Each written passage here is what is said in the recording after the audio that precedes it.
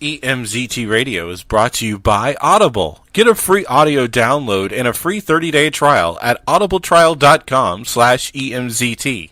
Over 180,000 titles to choose from for your iPhone, Android, Kindle, or MP3 player. Welcome to another episode of EMZT Radio. I'm Bane Hellborn with my sister, Scorpio Girl. MJ is still moving into his place. Hopefully he's getting settled and he might be back after Christmas, maybe. I don't know. This is okay. I got backup.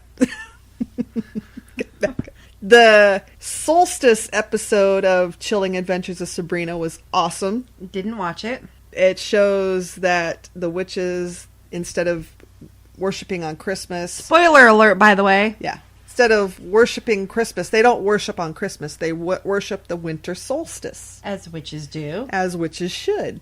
Well, it's part of Sabbats. So, and there's trouble at the Spellman house. As always. As always. There's always trouble at the Spellman house. And I find it funny that Sabrina just can never talk to her aunts about what she's going to do. Because she already knows that they're going to not like it. Yeah, but then they're like, why don't you tell us? We could have helped you. Every episode. Yeah. Even when it was the family-friendly kind of thing. Yeah. So, it's awesome. It's on Netflix. Watch it.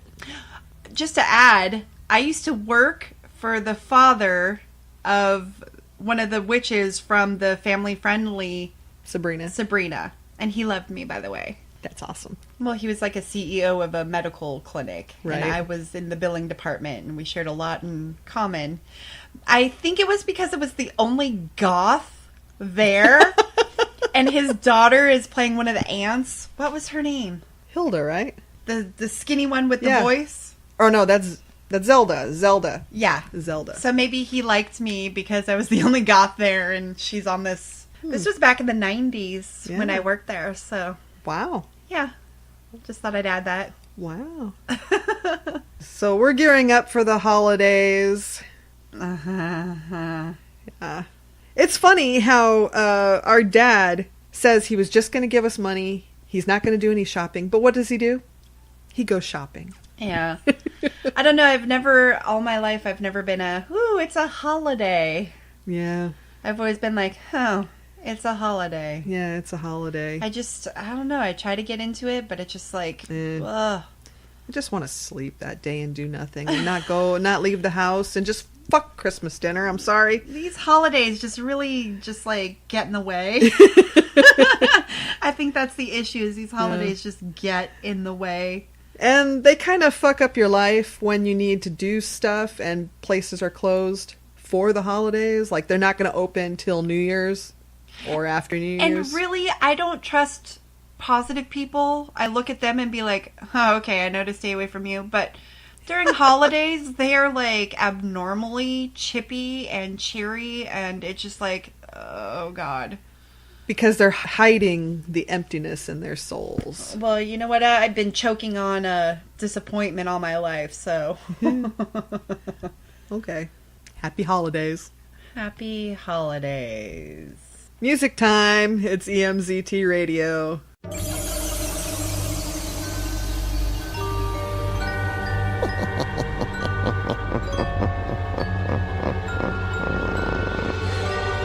"'Twas the fright before Christmas, and all through the crypt not a creature was stirring, except those being whipped.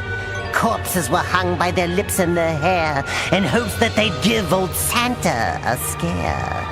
The ghouls were nestled all snug in their beds, while grave worms and maggots danced in their heads.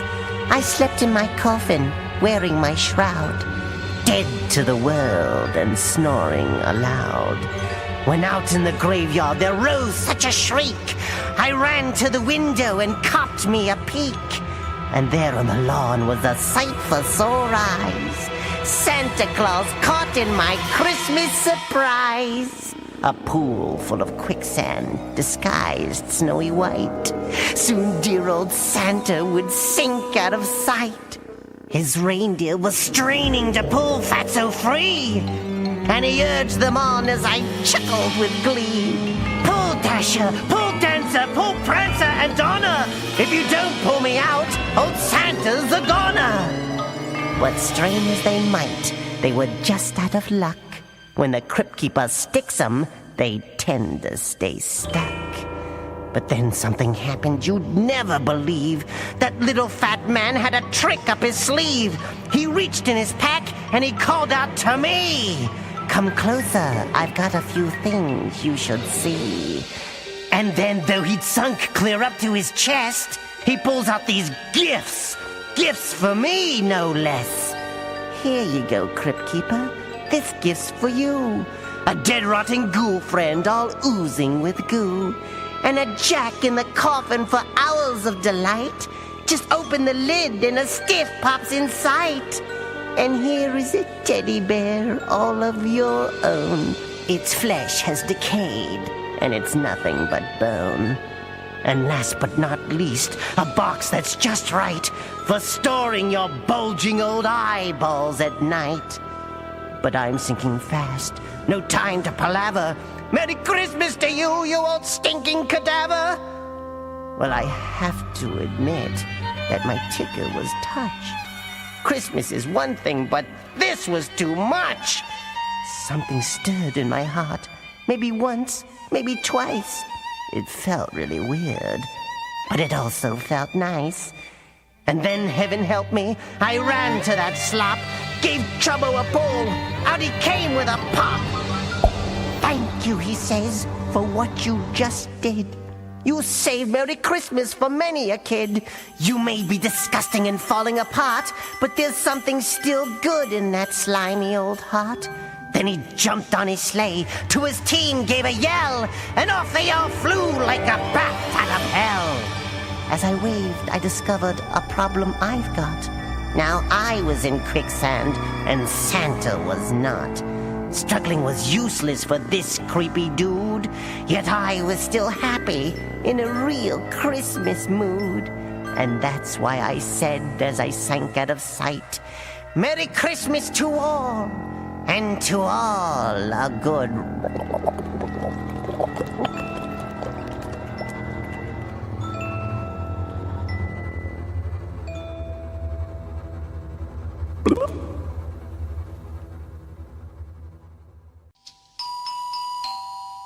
Who on earth could that be?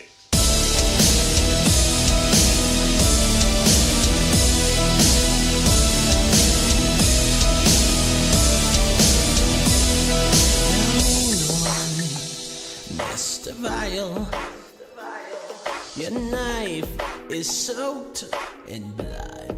You got bodies in your basement, and they're buried beneath the pavement, Mr. Vile. Your heart's so dark and cold.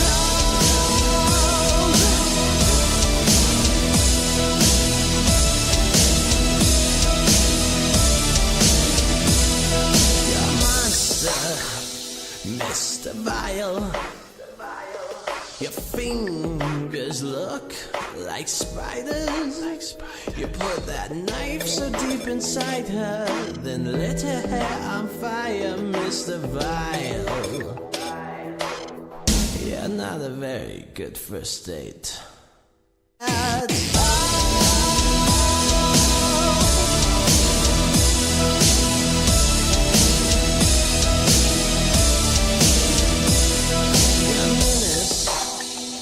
Mr. Vile, you're surrounded by the dead.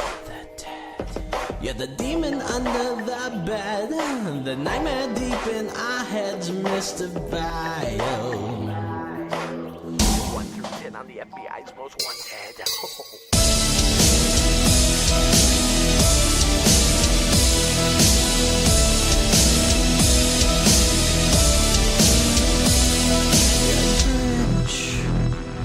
Mr. Vile, you covered a tree in blood.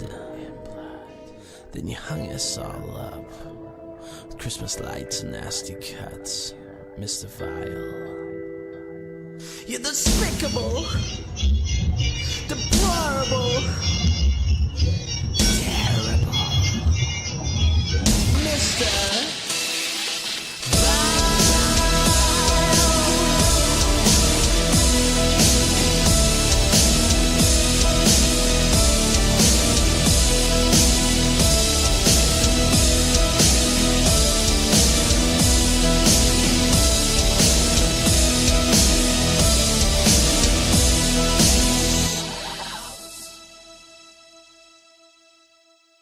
Corpses have been discovered in what is already being called the most brutal and heinous crime in local history.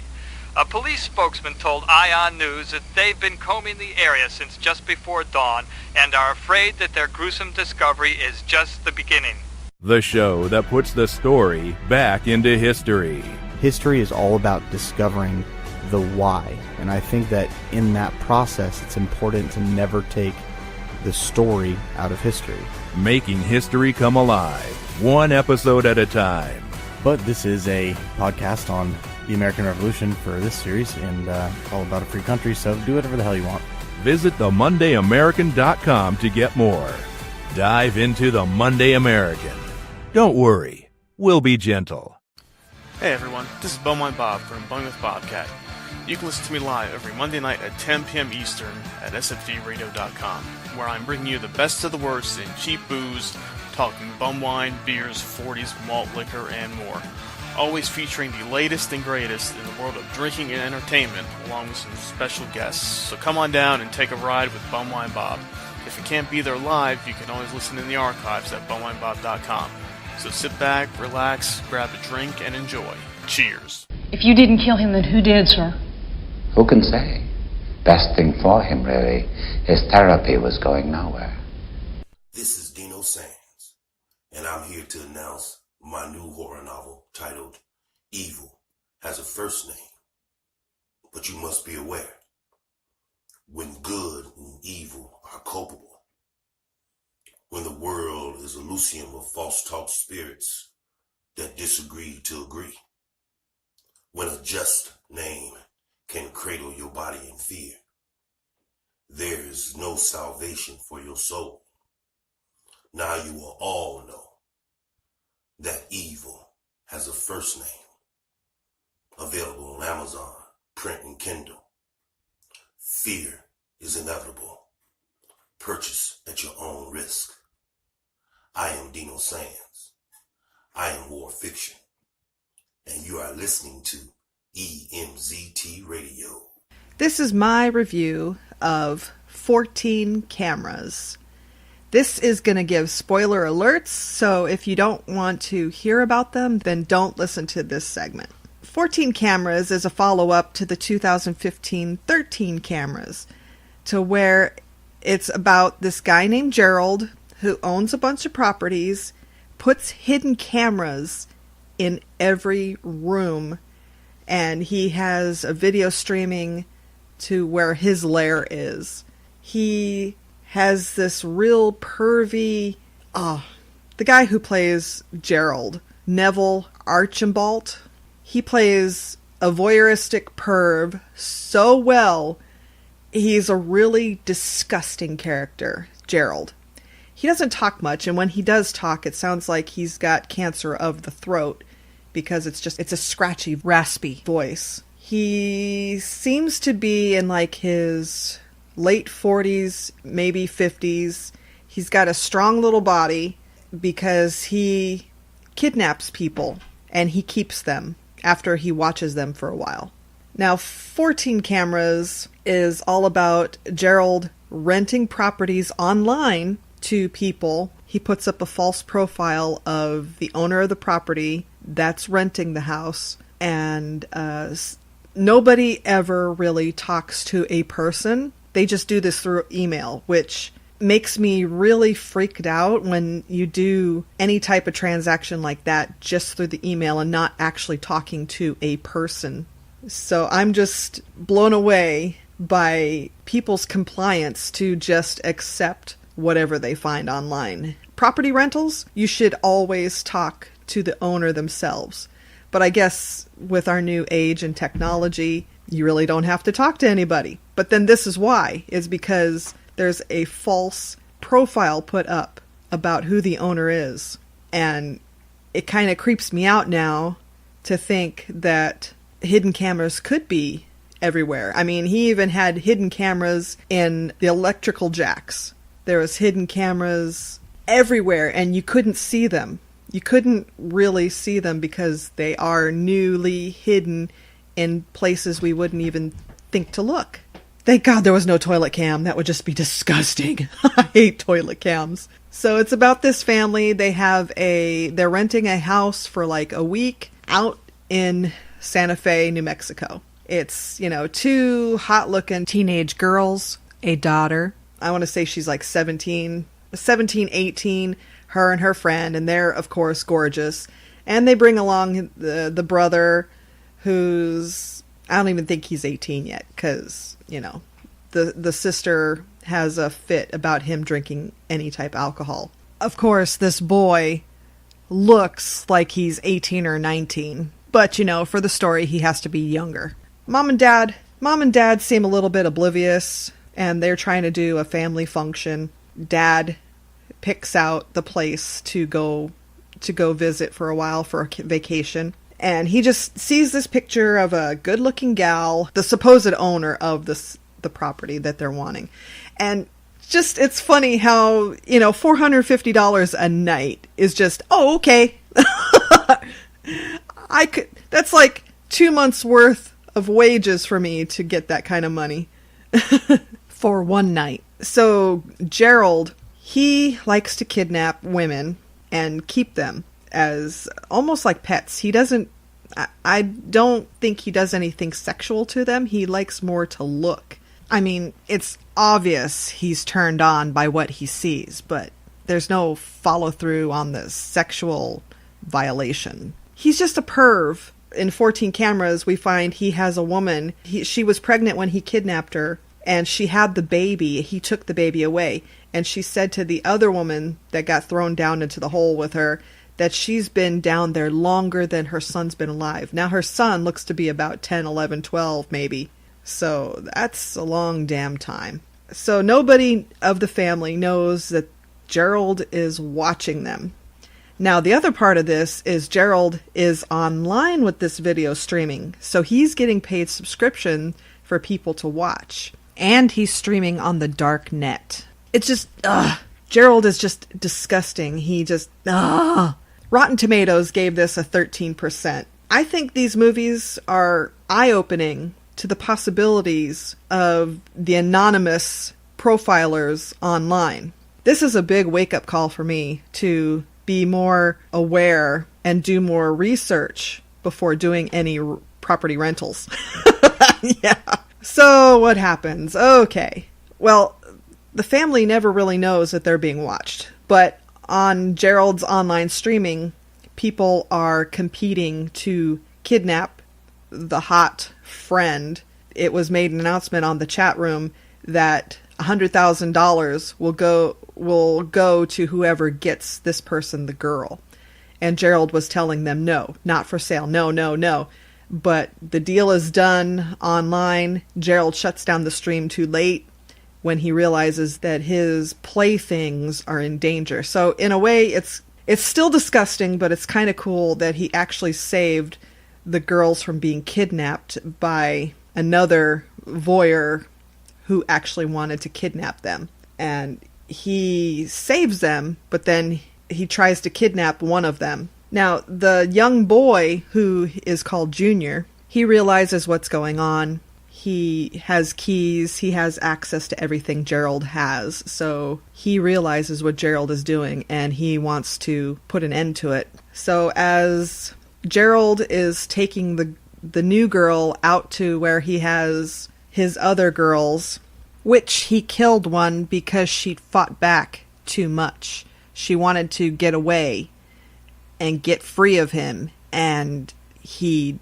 stopped her, killed her, and made the other woman, the longtime prisoner, bury her. The boy finds ways to open up the well that the other girls are in, and he helps get his mom out. He meets his mom for the first time. So that's kind of a neat bonding thing. And then they help get the other girl. They free her. And Junior's mom takes Gerald's truck and runs Gerald over. Now, the way he was run over, it should have killed him dead. But of course, in these types of movies, they don't die, unfortunately. He gets away and he goes to Mexico to set up a new bunch of a new bunch of shit for his pervy ways. And he already had in the back of his truck, he had 3 girls. These movies are fucked up. 13 cameras, 14 cameras. I just didn't like how the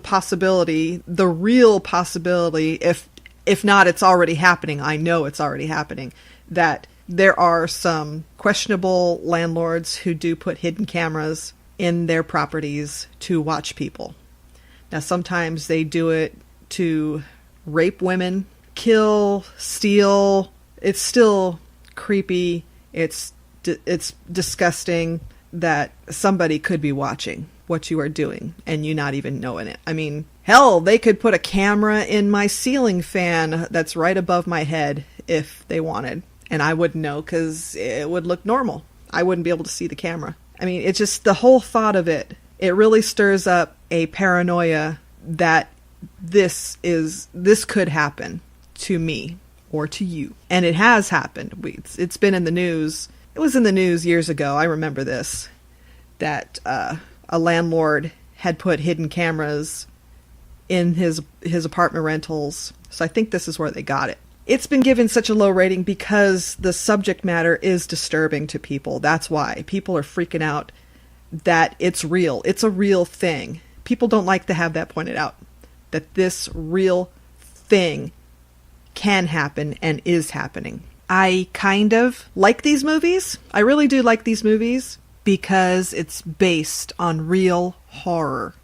And the way it's written, and the actor who plays Gerald, he's like excellent as a real creepy, pervy, disgusting, slimy man. I mean, I think that's why it's giving a bad rating, because he did so well for a character that you hate. You hate this guy. You don't want to meet this guy. You would dread meeting this guy if ever. And the possibility of him watching you, and God knows what he plans for you, it is scary. That's why I'm pretty sure that is why these types of films get low ratings, especially from Rotten Tomatoes, because it's too real. That's why. It's too real. So 14 Cameras is on Netflix. It's a follow-up to 13 Cameras. I believe in 13 Cameras, the couple that was being watched, they found out they were being watched, but they came to a grisly end because Gerald can't have people knowing what he's doing. So, spoiler alert. And you are listening to EMZT Radio. It's getting late. Time for your story, I think. This is Christopher Lee. Welcome to Fireside Tales.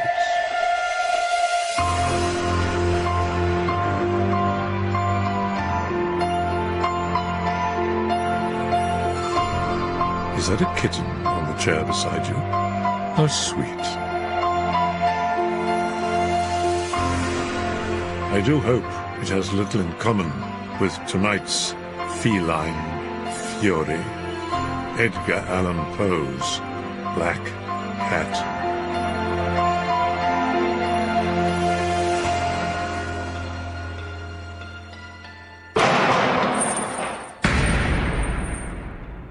For the most wild, yet most homely narrative which I am about to pen, I neither expect nor solicit belief.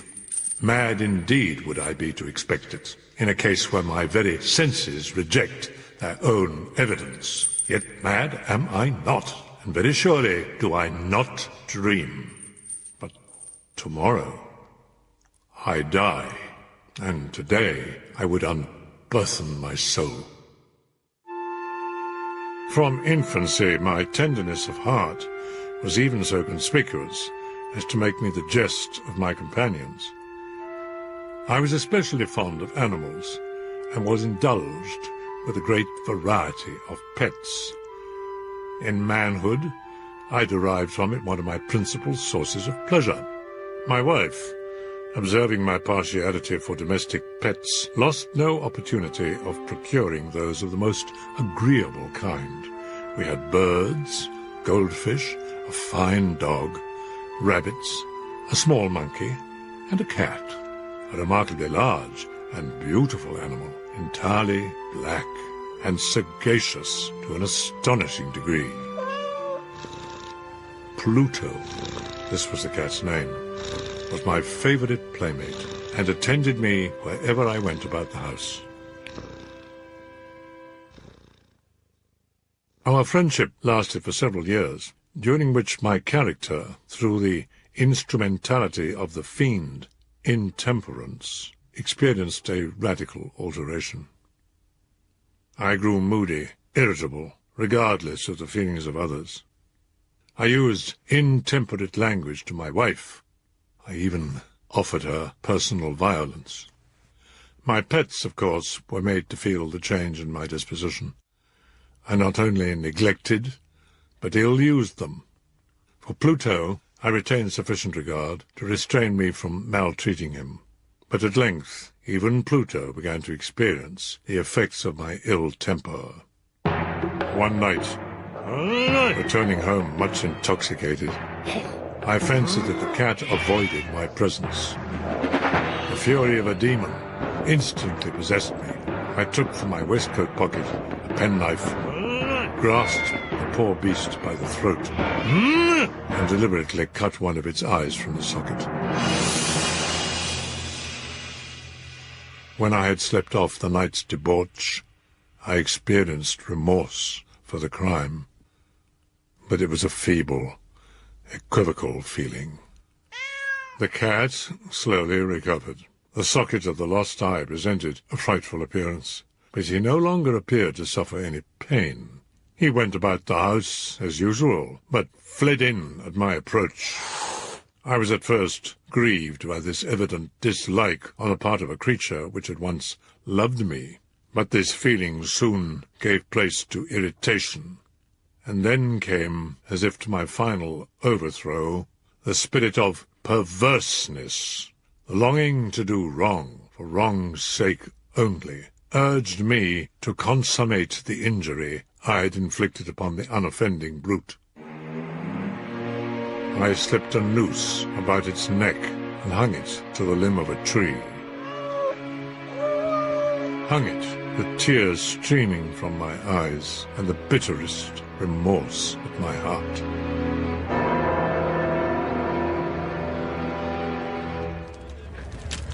That night, I was aroused from sleep by the cry, "Fire! Fire!" The whole house was blazing. It was with great difficulty that my wife and myself made our escape. The destruction was complete.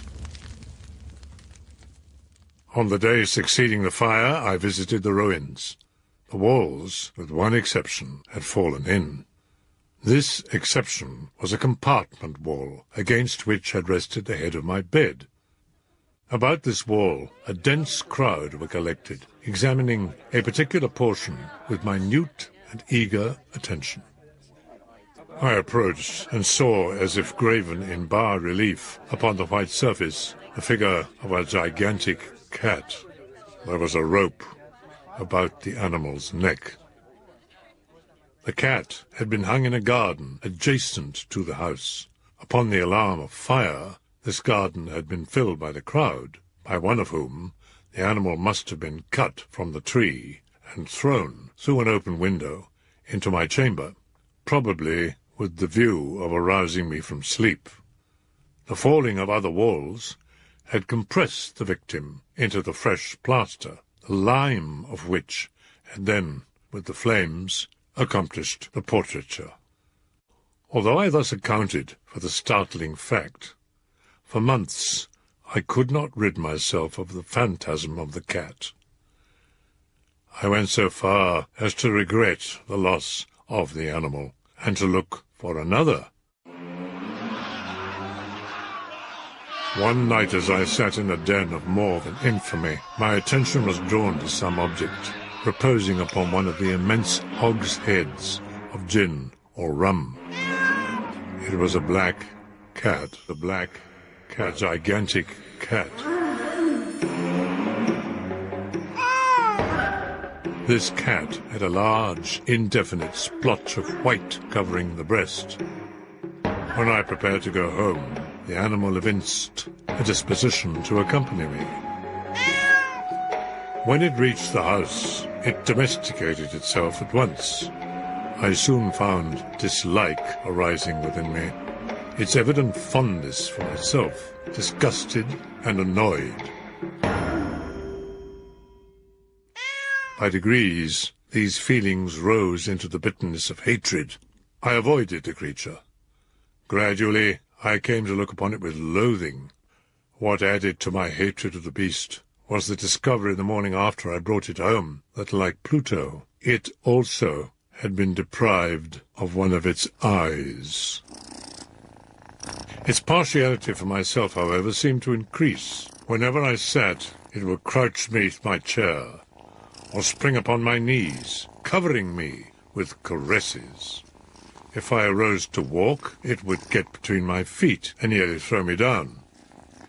My wife had called my attention more than once to the white hair which constituted the sole visible difference between the strange beast and the one I had destroyed. This mark had been indefinite, but by slow degrees it had assumed a distinct outline. It was now the representation of an object that I shudder to name, of a hideous, of a ghastly thing, the gallows. I was wretched. Neither by day nor by night knew I the blessing of rest. During the former, the creature left me no moment alone, and in the latter, I started from dreams of unutterable fear to find the hot breath of the thing upon my face. From the ungovernable outbursts of a fury to which I now abandoned myself, my uncomplaining wife was the most usual and the most patient of sufferers.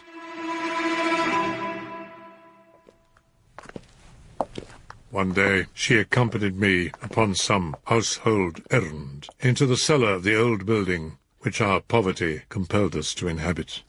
The cat followed me down the stairs, and nearly throwing me headlong, exasperated me to madness. Uplifting an axe, I aimed a blow at the animal which would have proved fatal, but this blow was arrested by the hand of my wife. Goaded into a rage more than demoniacal, I withdrew my arm from her grasp and buried the axe in her brain. She fell dead upon the spot. I set myself forthwith to the task of concealing the body. I could not remove it from the house without the risk of being observed by the neighbours. I thought of cutting the corpse into fragments and destroying them by fire. I deliberated about casting it in the well. Finally, I determined to wall it up in the cellar.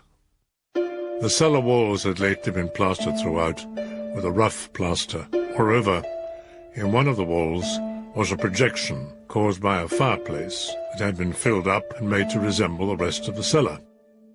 I could readily displace bricks, insert the corpse, and wall the whole up so that no eye could detect anything suspicious. By means of a crowbar, I easily dislodged the bricks, and having carefully deposited the body against the inner wall, I propped it in that position, while with little trouble I relaid the whole structure as it originally stood. When I had finished, the wall did not present the slightest appearance of having been disturbed. My next step was to look for the beast. I had resolved to put it to death. But it appeared that the crafty animal, alarmed at the violence of my previous anger, had fled the premises. My happiness was supreme. The guilt of my dark deed disturbed me but little. Some inquiries had been made, but these had been readily answered. Upon the 4th day of the assassination, a party of police came into the house and proceeded to make rigorous investigation of the premises. secure in the inscrutability of my place of concealment, I felt no embarrassment. The officers bade me accompany them. They left no nook or corner unexplored. At length, they descended into the cellar. My heart beat as calmly as that of one who slumbers in innocence. The police, satisfied, prepared to depart. I burned to say but one word by way of triumph, and to render doubly sure their assurance of my guiltlessness. Oh, by the by, gentlemen, I said as the party ascended the steps, this is a very well-constructed house. In the rabid desire to say something easily, I scarcely knew what I uttered at all. These walls are solidly put together. Here, through mere bravado, I tapped heavily with a cane upon that very portion of the brickwork behind which stood the corpse of the wife of my bosom. No sooner had the reverberation of my blows sunk into silence, and I was answered by a voice from within the tomb. A cry, at first muffled and broken, like the sobbing of a child, and then quickly swelling into one long, loud, continuous scream, a wailing shriek, half of horror and half of triumph, such as might have arisen only out of hell. Swooning, I staggered to the opposite wall. For one instant, the party upon the stairs remained motionless. In the next, a dozen stout arms were toiling at the wall.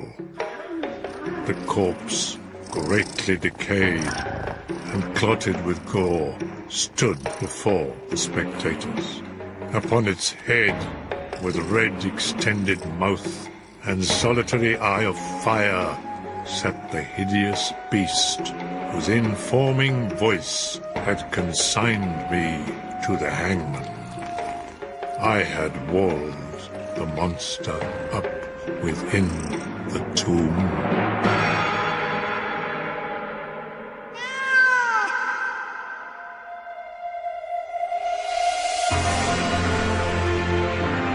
These fireside tales are abridged by Tamsin Collison, with music by Chris O'Shaughnessy and produced by Frank Sterling. They are a unique production for Radio 2. This is Christopher Lee, wishing you a very good night.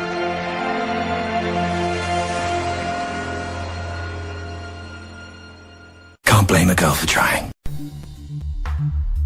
Chronicity, a state of prolonged duration, recurrent, habitual, chronic. A new miniseries on chronic pain and illness by your friends Matt and Phil from Semi-Intellectual Musings. We go beyond medical diagnosis to explore the often forgotten political, social, and personal sides. You'll hear stories from extraordinary people overcoming extraordinary challenges. Authors, entrepreneurs, volunteers, coaches, and caregivers. They are so much more than their diagnoses, yet each have found ways to persevere. You'll also hear some familiar voices from the indie podcast community, showing that art, creativity, and passion are possible while living in chronicity. These stories and more, starting April 1st at thesim.podbean.com. You love midnight movies, don't you? But can you handle midnight movies 24 hours a day? Your death will be indescribable. Find out on Black Flag TV. The first viral television on the web. Black Flag TV is entirely dedicated to haunting horror, science fiction, and cult movies. Broadcasting live 24 hours a day, obscure independent movies and classic horror. Make Black Flag TV your sanctuary for the horror genre. They're coming to get you, Barbara. Visit us now, blackflag.tv. Kill them swiftly if you will, but do it! For do not doubt, you are a killer, Louis! This is Lucan Wolf, and you're tuned in to the delightful darkness of EMZT Radio. From iHorrorNews.com, Russian sleep experiment creepypasta being developed as a feature film. MJ is going to be so happy about this. Thanks to writer Michael Patrick McCaffrey and director Barry Anderson, this terrifying urban legend will see new life as a feature film in the Soviet sleep experiment. And for those who might not know, the story goes, in the 1940s in the Soviet Union, a group of scientists conducted a military-approved experiment to test the effects of long-term sleep deprivation and specifically what would happen to those subjects who are denied sleep for 30 days. Their test subjects were a group of 5 political prisoners who were promised freedom if they participated. As the experiment began, the subjects were placed in a sealed chamber and a gas stimulant was pumped into the room to ensure they stayed awake.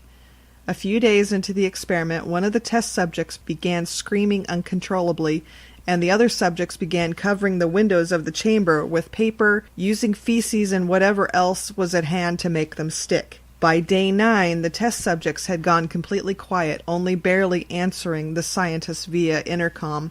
And on day 15, the scientists turned off the stimulant and forced their way into the chamber, only to find the subjects had mutilated themselves, removing organs, tearing off flesh, and had begun practicing self-cannibalism. The patients demanded that the stimulant be turned back on, and one attacked and killed a guard. After they were subdued, it was discovered that despite their grievous injuries, all of the participants exhibited superhuman strength, resistance to drugs, and were very difficult to kill. However, if they fell asleep on their own, they seemed to die peacefully. By the time the number of participants had fallen to 1, the doctors themselves had gone quite mad, especially when the remaining victim identified himself as the evil that lurks in the minds of men that can only be suppressed through sleep.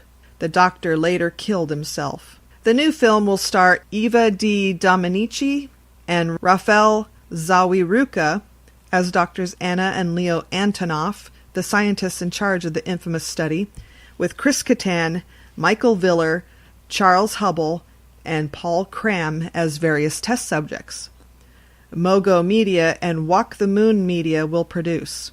There is no word yet on how the film will be distributed, but the film is slated for completion in early 2019. And we are looking forward to that! Sounds good!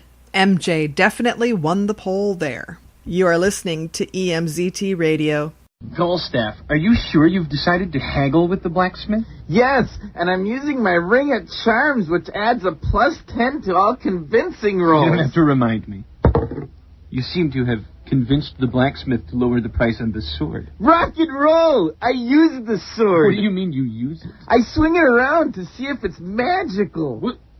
You can't tell if a sword is magical by swinging it. It's not a lightsaber. Well, whatever. However, I'm supposed to find out if it's magical. It's called a detect magic spell. I didn't want to use that up. Well, say you slept for 6 hours after you cast it. Okay, detect magic. It's not magical. Dude! He said it was a magical sword. He was lying. He said he never tells a lie. He was lying when he said that. Dude! Hey, look who brought the Mountain Dew! Yeah! Right on! Fly by night, the Mountain Dew! Gallstaff, Mountain Dew as you are standing in a dirt road swinging a very unmagical sword, you see the strangest sight. A halfling thief is wandering towards you singing Fly by Night. Nightblade! It's Nightblade the halfling thief, and he's carrying a 12-pack of Mountain Dew. No way! His character is carrying Mountain Dew, too? If I roll a 10 or above, then yes. 11. Here's your character, Nightblade. Where's Picard, the Elven Ranger? He's coming, and he's bringing his girlfriend. And your point is? Well, she's gonna want to play. Fine. She can play. Anyone can play. We're a Brown Deer High School endorsed activity with membership open to the student body. I don't care if Greg Erdman wants to play if he brings his own dice. If Sarah Doheny wants to play Advanced Dungeons and Dragons with us, she can play Titania. Ooh! Isn't that your character? It's not my character. I'm the DM. Sometimes I have to send non-player characters along with you to provide vital information. Yeah, but it seems like mostly you just end up talking through Titania. Whatever. Now we have a girl to play Titania. Hey, guys, what's up? Whoa! Hey, how you doing? Hey, Picard! Hey, Sarah, do you know everybody here? I'm in biology with Scott. Goldstaff! You're... He's Nightblade. Jeremy. And Graham. Are you going to play D&D with us? I don't really know the rules. Listen, there aren't any rules. It's a game of the imagination. Oh, okay. This is your character sheet. Your name is Titania. I don't know what any of this stuff means. I'll help you. Okay. Well, it's way after 4 o'clock, so can we get started? Sure. Okay, sure. Whenever you're ready. You've been chatting with Gullstaff in the village road, and you now see Picard, the Elven Ranger, approaching. And Titania. No, she's not here. Where am I? Titania, you are in darkness. Is there anything here? You're in darkness. Oh. Well, I turn on the light.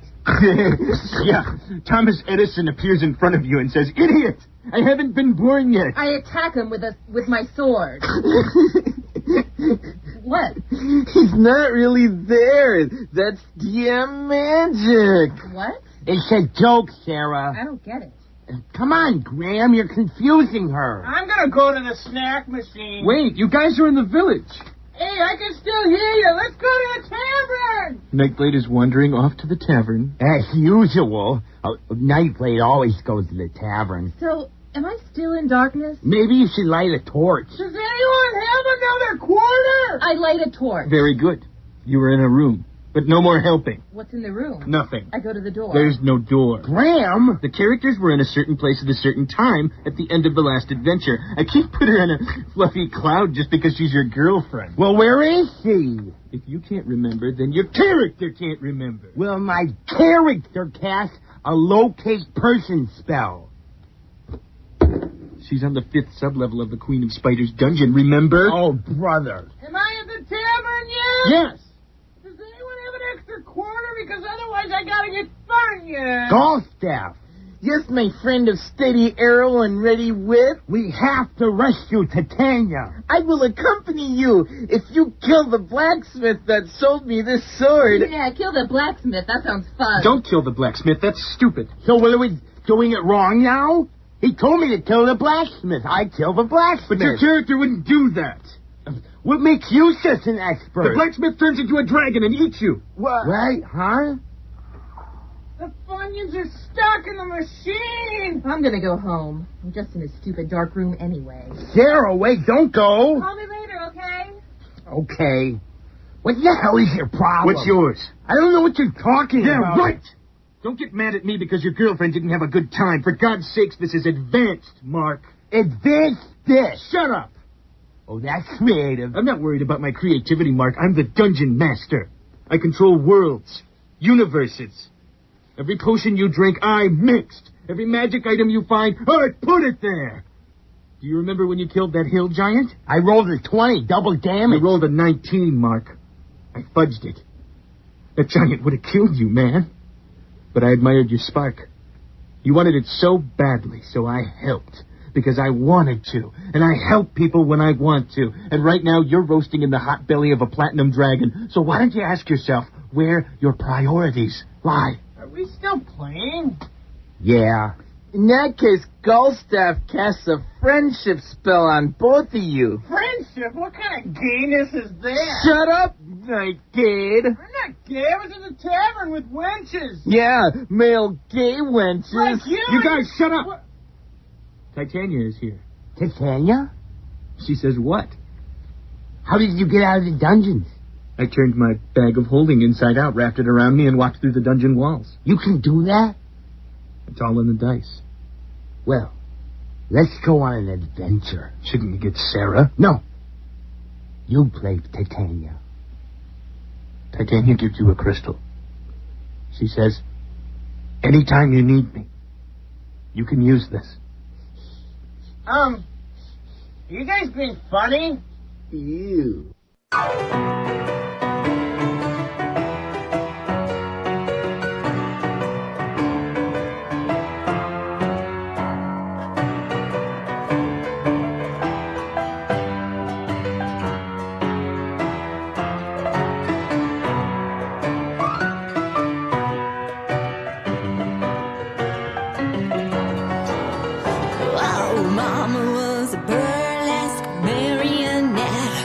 Her strings became all tangled and it seemed she broke her head. The breakaway skeleton scrambled to her aid. She fell victim to the candy fix and candy stick parade. Oh, Bessie Bovine and the Beef Trust girls placed her in a coffin box and strapped her to their car. They drove her to the battlegrounds and dropped her in the dirt. All the GIs started whistling at Sonny's great traveling festival star. You are somebody. When somebody loves you, you're a star. You are. When somebody sees you going far, just keep her away from the full-length mirror. Keep her away from the full-length cracks. Keep her away from the full-length mirror, 'cause the pain, it has peeled off her back. Oh, peeled off her back. Oh, back in the day, Mama's mama was a Vaudeville marionette.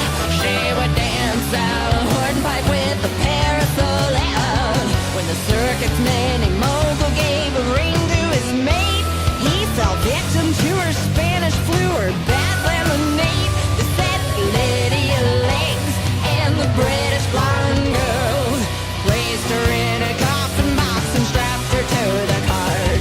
They dragged her to the battleship and ripped her only skirt. All the sailors started whistling at Sergeant's great vaudeville company star. You are somebody. When somebody loves you, you're a star. You are. When somebody sees you going far, just keep her away from the full-length mirror. Keep her away from the full-length cracks. Keep her away from the full-length mirror, 'cause the pain, it has peeled off her back. Oh, peeled off her back. Such a sad, sad day.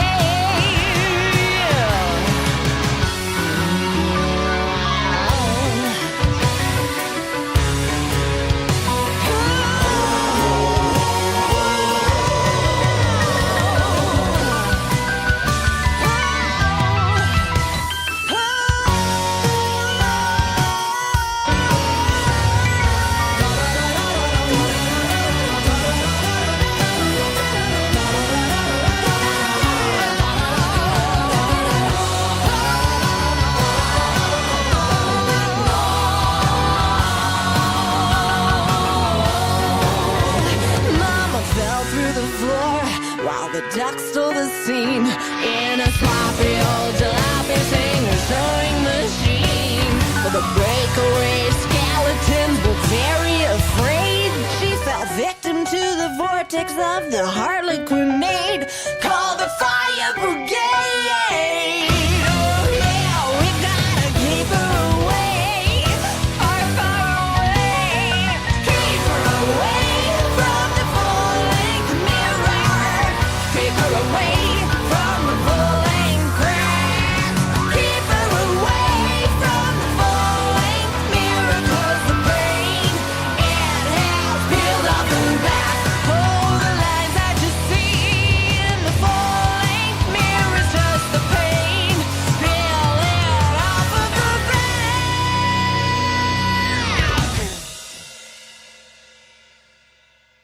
Keep calm and don't go swimming. Don't have sex. Don't smoke. Don't drink. Don't go out. Don't split up. Don't run from the killer. If you trip, get up and run, and above all, turn on the stupid light before entering any room. Unless you do want to die.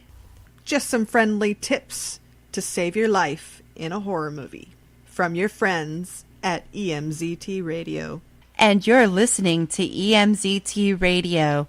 Everything horror, from the human race to entertainment. The Horror Gaming Report brought to you by ThatTechShop.com. Head over right now to ThatTechShop.com and type in the code EMZT at checkout for 20% off of all items for PC, PlayStation 4, and Xbox. And now it's time for the Horror Gaming Reports. This comes to you by HorrorGeekLife.com, and this is 14 most anticipated video games coming in 2019. Resident Evil 2 Remake. Set 2 months after the events of the first Resident Evil game, most of Raccoon City population are now zombies due to an outbreak of the T-virus. Rookie police officer Leon S. Kennedy and college student Claire Redfield try to survive, while Claire searches for her brother Chris Redfield. This classic horror survival game isn't getting a remaster. It is a total reimagination. Capcom said in a PlayStation blog post, while Resident Evil 2 was initially announced as a remake, there's a lot more going on here than simply recreating the original game. They also explained that the entire game has been rebuilt from the ground up, which is sure to give hardcore fans a whole new gameplay experience. It will also feature an over-the-shoulder view, similar to Resident Evil 4. Release date, January 25th. Platforms will be the PS4, Xbox One, and PC. I know, but Kingdom Hearts 3. Kingdom Hearts 3 tells the story of the power of friendship as Sora and his friends embark on a perilous adventure. Set in a vast array of Disney and Pixar worlds, Kingdom Hearts follows the journey of Sora, a young boy, an unknowing heir to a spectacular power.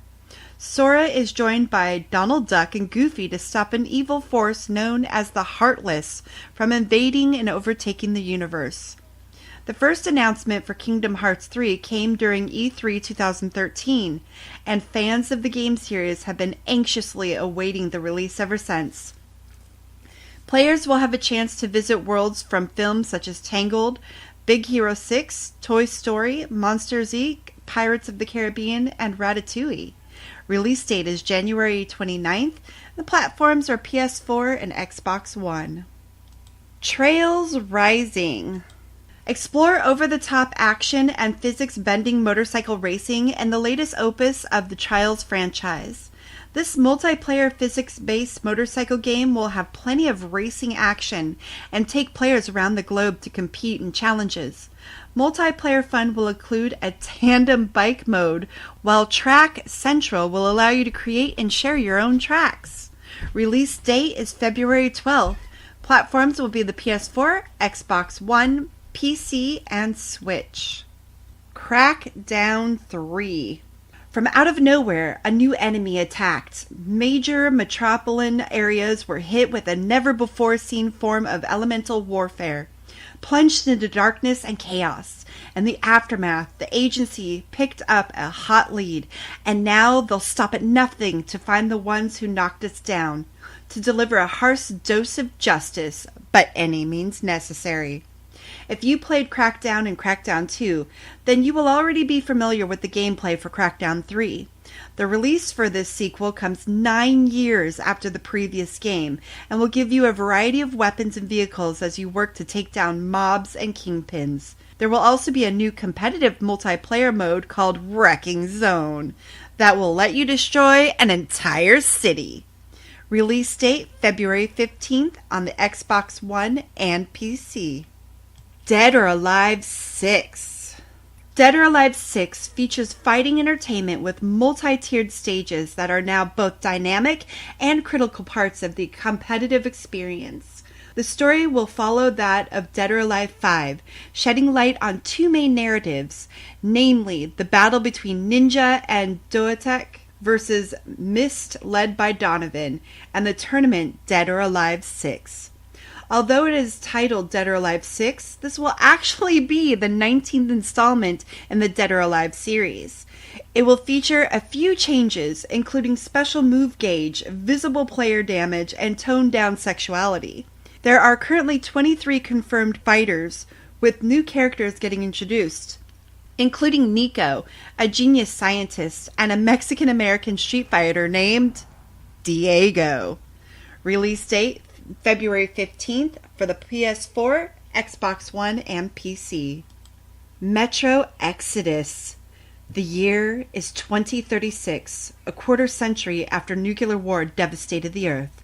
A few thousand survivors still cling to existence beneath the ruins of Moscow, in the tunnels of the metro.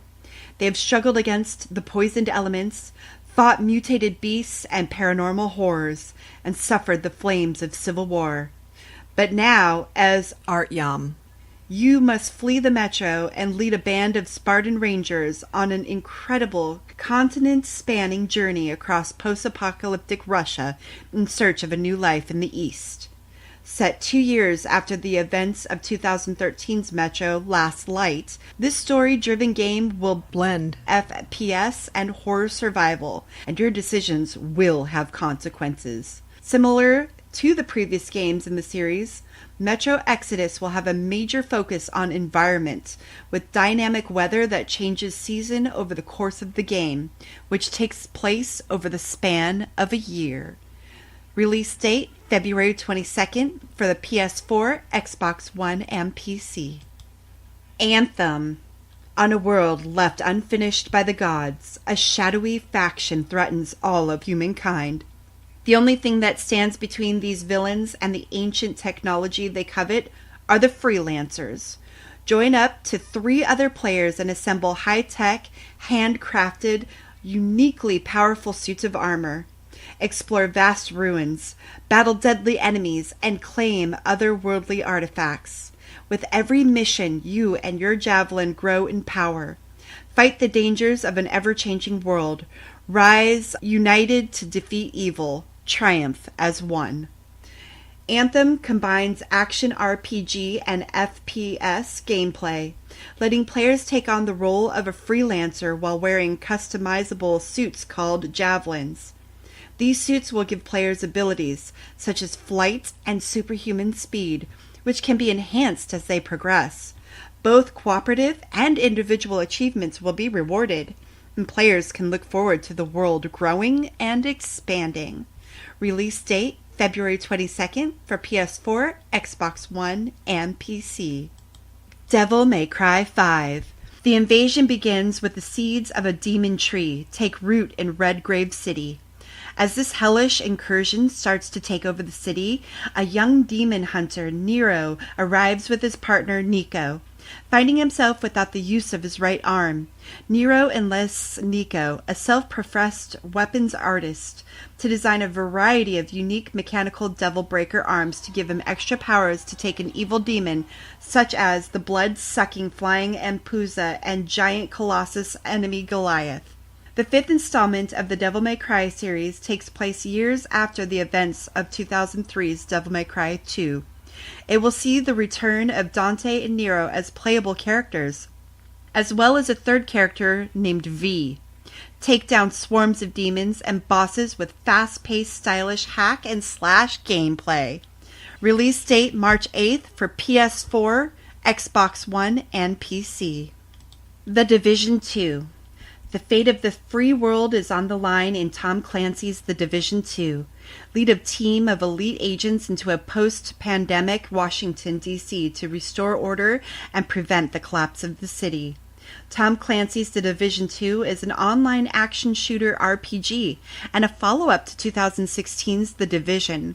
Taking place 7 months after the events of the first game, it will feature a campaign, co-op, PvP, and raids that will allow up to 8 players to participate. Release date will be March 15th for the PS4, Xbox One, and PC. The Sinking City. In the 1920s, on the east coast of the United States, the half-submerged city of Oakmont is gripped by supernatural forces. You're a private investigator uncovering the truth of what has possessed the city and corrupted the minds of its inhabitants. And yours. Inspired by the works of H.P. Lovecraft, The Sinking City will feature a non-linear storyline and open-world investigation. The game's development team, Frogwares, is known for their outstanding Sherlock Holmes video game series. Putting those well-tuned investigative game mechanics to use while fighting monstrous creatures sounds like a brilliant time. Release date March 21st for PS4, Xbox One, and PC. Sekiro: Shadows Die Twice. In Sekiro's Shadow Dies Twice, you are the one-armed wolf, a disgraced and disfigured warrior rescued from the brink of death, bound to protect a young lord who is the descendant of an ancient bloodline. You become the target of many vicious enemies, including the dangerous Ashina clan. When the young lord is captured, nothing will stop you on a perilous quest to regain your honor, not even your death itself. From the creators of Dark Souls and Bloodborne comes this action-adventure game that takes place in the late 1500s Japan during the Sengoku period. The gameplay will differ from Dark Souls and Bloodborne in that it will not have RPG elements or online multiplayer. The antagonist will be equipped with a katana and a secondary sword called the Mortal Blade as he sets out to get his revenge. Release date is going to be March 22nd for the PS4, Xbox One, and PC. Days Gone. Days Gone is an open-world action-adventure game where you play as Deacon St. John, a drifter and bounty hunter who would rather risk the dangers of the broken road than live in one of the safe wilderness encampments. The game takes place 2 years after a global pandemic has killed almost everyone, but transformed millions of others into what survivors call freakers, mindless virile creatures, more animal than human, but very much alive and quickly evolving. Days Gone is a zombie survival horror game that will be exclusive to the PS4. The zombies, or freakers, will be slower and more docile during the day, and quicker and more aggressive at night. Feral, undead humans aren't your only enemies either.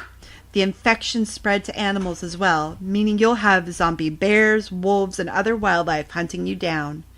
Release date, April 26th, again exclusively for PS4. Team Sonic Racing. Team Sonic Racing combines the best elements of arcade and fast-paced competitive style racing as you face off with friends in intense multiplayer racing. Team Sonic Racing will feature an adventure mode, multiplayer, and local co-op, and team racing, so players get to enjoy the game however they choose. There will be 15 playable characters, including Sonic, Dr. Eggman, Vector the Crocodile, and Knuckles the Echidna, and 21 tracks available. Release date May 21st on PS4, Xbox One, PC, and Switch. Shenmue 3. Shenmue 3 sees the eagerly anticipated continuation of the epic story-driven saga. Take control of Ryu Hazuki, a teenage martial artist determined to unravel the mystery behind his father's murder and to exact revenge on the killer. From the legendary game director Yu Suzuki, Shenmue 3 comes 18 years after Shenmue 2, originally released on the Sega Dreamcast. It will take place in 1987, after the events of the previous game. A crowdfunding campaign was launched a few years ago by Suzuki and raised an astonishing $6.3 million against a $2 million goal. To say that Shenmue 3 is highly anticipated would be a huge understatement. Release date is August 27th on PS4 and PC. And that was 14 most anticipated video games coming in 2019 on the Horror Gaming Report with Scorpio Girl. And remember, listening to EMZT Radio, you can find everything horror from the human race to entertainment. Holy god damn! I know what I'm doing. I'm giving Morty Smith an A in horror class. They're not like the Loch Ness Monster, Dean. Dragons aren't real. EMZT Radio is brought to you by Audible. Get a free audiobook download and a 30-day free trial at www.audibletrial.com/EMZT. Over 180,000 titles to choose from for your iPhone, Android, Kindle, or MP3 player. For you, the listeners of EMZT Radio Podcast, Audible is offering a free audiobook download with a free 30-day trial to give you the opportunity to check out their service. That's audibletrial.com/EMZT.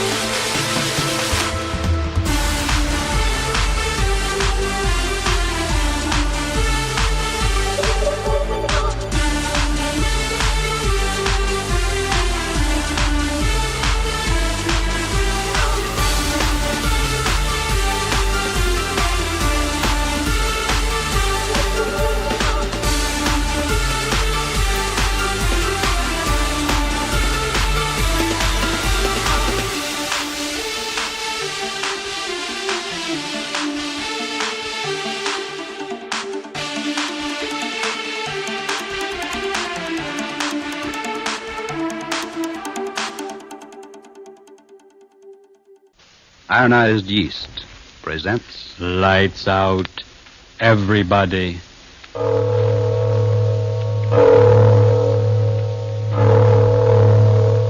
It is later than you think.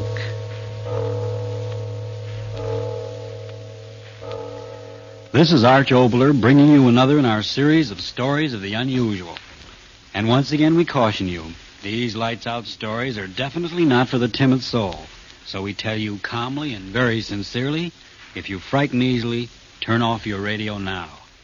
But if you're fascinated by the mysterious, the fantastic, the unearthly, then anticipate chills in our story of Poltergeist.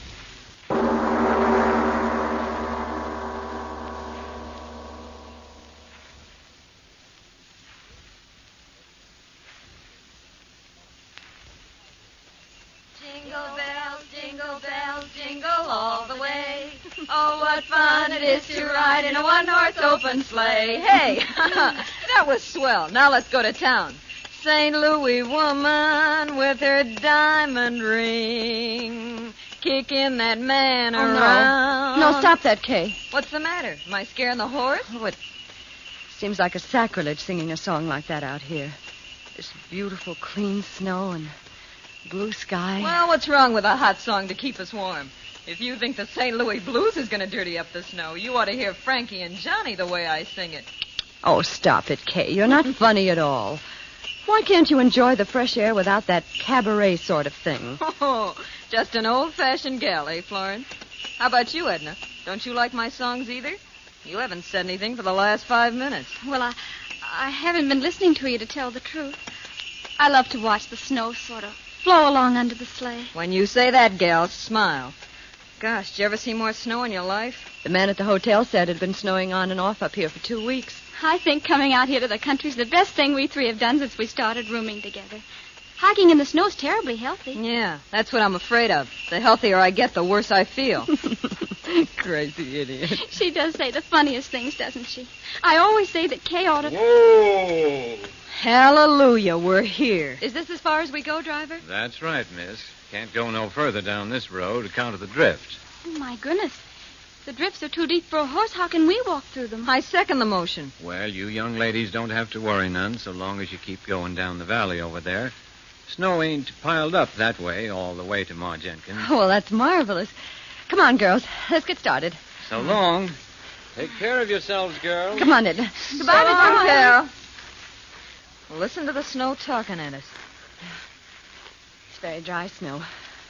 Our feet rub particles of it together, and the friction makes a sound. It's kind of scary, isn't it? Why? Oh, I don't know. It's just as if the snow was sort of trying to talk to us. I mean, as if it was angry at our trespassing. Hey, don't tell me we're trespassing.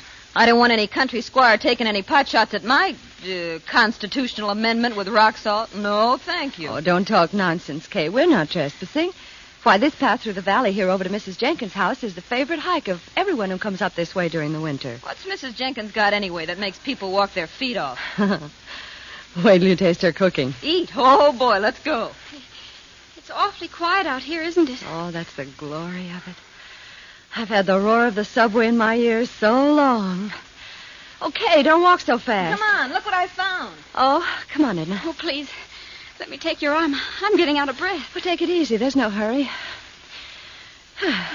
Well, what is it, Kay? Look, through the circle of trees here. Look what I discovered.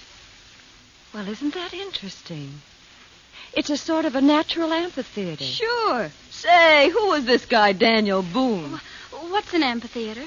Well, that means an oval circling place with rising tiers of seats. It's, like that place we went to for the horse show. Oh.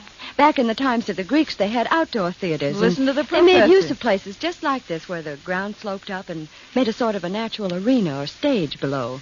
Theater. That's an idea. Sit down, gals, and I'll give you a special performance of the Kay Follies. It's awful snowy here, isn't it? I'll trample it down with my spring dance. Welcome, sweet spring. Isn't she a nut dancing in the snow? If I had that girl's energy. She's really graceful, isn't she? I'll bet if she went on the stage... Kay! She fell. Kay! Kay, did you hurt yourself? Oh, did I land on my dignity? Here, give me a hand. Here, I'll help you. There you are. Oh, did I take a flop? Did you hurt yourself badly? Oh, Liv, what in the world did I trip over? Oh, no wonder. Look at that rock under the snow. No wonder I did a nosedive. Oh, My gee. goodness. There are rocks like that all over. A person could break their neck if they... Girls, What's the matter? What is it? Kay, the rock you tripped over. It's not a rock. What are you talking about? Of course it's a rock. Well, yes, but it's something more than that. It's a tombstone. Oh! Tombstone? Oh, no, it can't be. Look for yourself. It says, "Here lies buried the remains of one who, restless in life..." Stop. Don't read anymore. Stop. And all these other stones laying flat on the ground. They're tombstones, too? Yes. Whew, what a place to pick to dance. Oh! What's the matter, Edna? What did you scream for? Kay, you danced on the grave. What? You danced on the grave. I saw you. I saw you do it. You danced on the grave. Okay. Edna, stop it. Stop Oh, it. what's come into her? Edna, stop acting Edna, like stop, that. for heaven's sake. Control yourself. Okay. Kay, I'm so sorry for you. You danced on a grave. For heaven's sake, stop talking like that. Sure, I danced on a grave. Well, yes, of course she did. It was perfectly accidental. And what if it wasn't? What of it? The poltergeist. The what? Edna Hanson, what are you talking about? What's that word you just used? Poltergeist. Okay, what have you done? You superstitious little fool. If you don't stop talking that way, I'm going to slap your face. What's the matter with you? I didn't do anything. You walked on the grave. You danced on the grave. So Edna, what? be sensible. We all walked on graves, but it was purely accidental. Yeah. We had no intention of desecrating them. It doesn't matter, I tell you. It doesn't matter. The poltergeist. He'll come. I know he will. Oh, what's the use? She's crazy. Edna, what are you talking about? What's a poltergeist? What are you so frightened about? My father, he told me, if you walk on a grave, if you dance on a grave, the poltergeist. Poltergeist what? What is a poltergeist? An evil spirit. It comes out of the grave. It kills. It destroys. It'll kill us. It'll kill us all. Stop it. It throws things out. Oh, please, lay off that, will you, Edna. But it won't get me. I'll run Edna, away. come back I'll here. run away. She's gone insane. I'll get her. Edna. Kay, catch her. Edna, don't run away. Nothing will hurt you. Nothing. Oh, Edna, look out. Kay, what happened? That stone. It hit Edna. Edna, open your eyes. Blood all over her face. Kay, who threw that stone? Who threw it? I don't know. It came from the graveyard.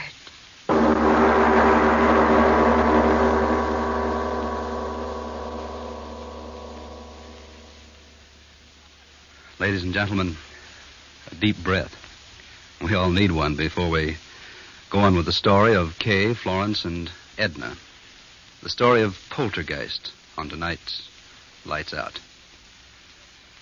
You and I are rational people, and yet so many strange things are happening today, happening to people all around us.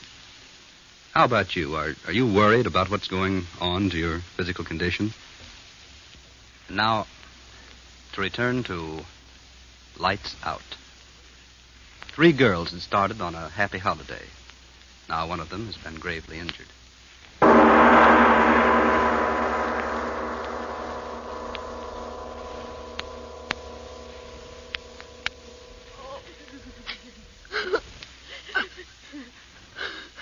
Now, girls, take it easy. Take it easy. Oh, Doctor, she won't die.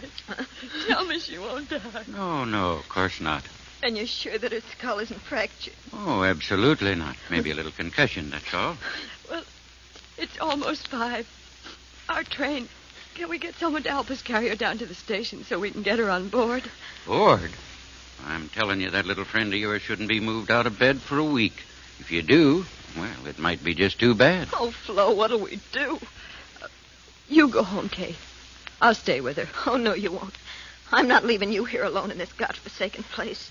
If you stay, I stay too. Kay, please be sensible. Why should we all lose our jobs when you If can you'll go... excuse me, you ladies, I've got to be on my way. Oh, yes, of course, Doctor. Is there anything more you can do for Edna, Doctor? Any medicine or something? Nope, I've done all I can do. She's sleeping comfortable now.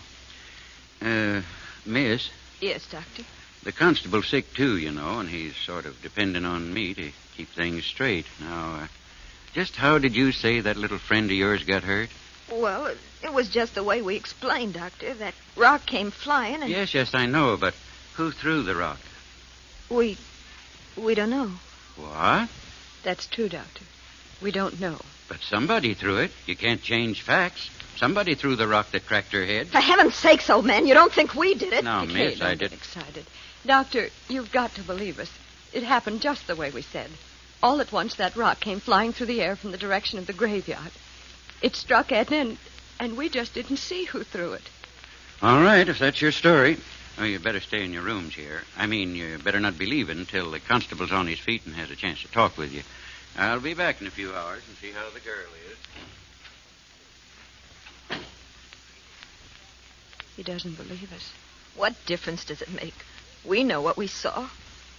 But what did we see? She was running. She fell. Kay, Well, let's not fool ourselves. There was no one there to throw that rock. there must have been. But there wasn't. Stop saying that. Aren't you brave enough to face facts? There wasn't any place for anyone to hide. I saw that stone. It seemed to come down out of the air. So slowly. Florence, if you don't stop talking like You that... remember what Edna said? It throws things. Stop looking at me like that. You're giving me the jitters. She said the poltergeist throws things. Spirit of evil. Florence, Rob, have you gone crazy, too? Why should we laugh at things like that? What right have we got to laugh? How do we know there aren't powers we can't see or understand? Powers of evil that revenge an insult just like an evil man. Kay, how do we know? What are you talking like that for? What are you trying to scare me for? You're supposed to be the most intelligent one of us all. You with your college degrees. Sure, I danced on the grave. But the dead are dead and they can't revenge a thing. I'm not afraid. I'm not afraid of anything. I tell you, it's not... What? It's Edna. Come on. Edna, we're coming to you. Don't be afraid. We're coming. Open the door, Florence. It's not locked. It's stuck. It won't Here, do. let me. Edna, what is it? What? Ah! Edna, what? On your head. Oh. Oh. Oh.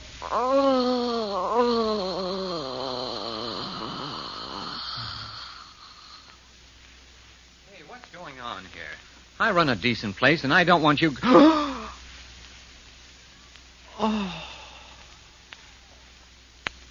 The girl on the bed. Her head.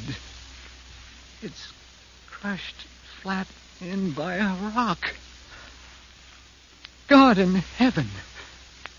It's not a rock. It's a tombstone.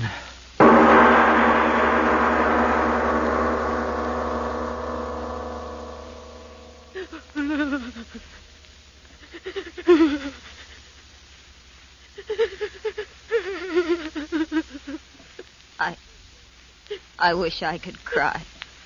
But I haven't got any more tears. Oh, Edna.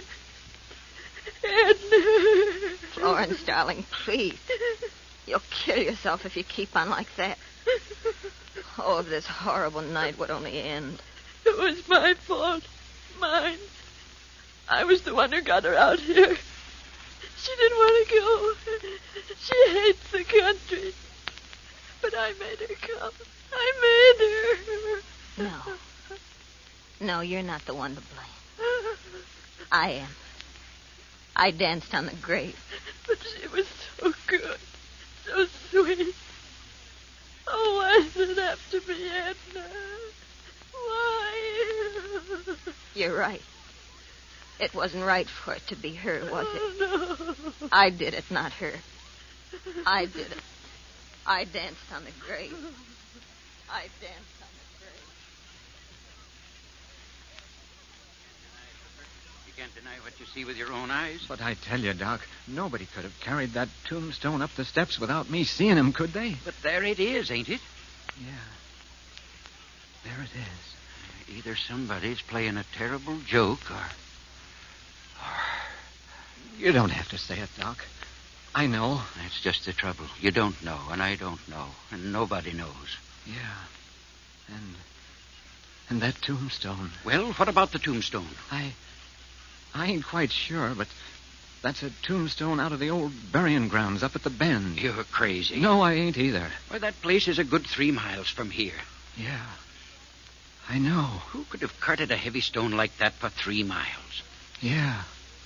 Who? Stop looking like that, you flap-eared old fool. Human hands carried that stone in here and killed that girl? Sure. Yeah, the constable will find out who did it the minute he's on his feet again. You wait and see. No, he won't, Doc. You're smarter than me and all that, but this time you're wrong.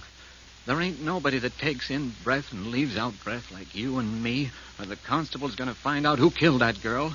You know that, Doc. No, stop talking. I wish the constable was here and this night was over. It's been a terrible night.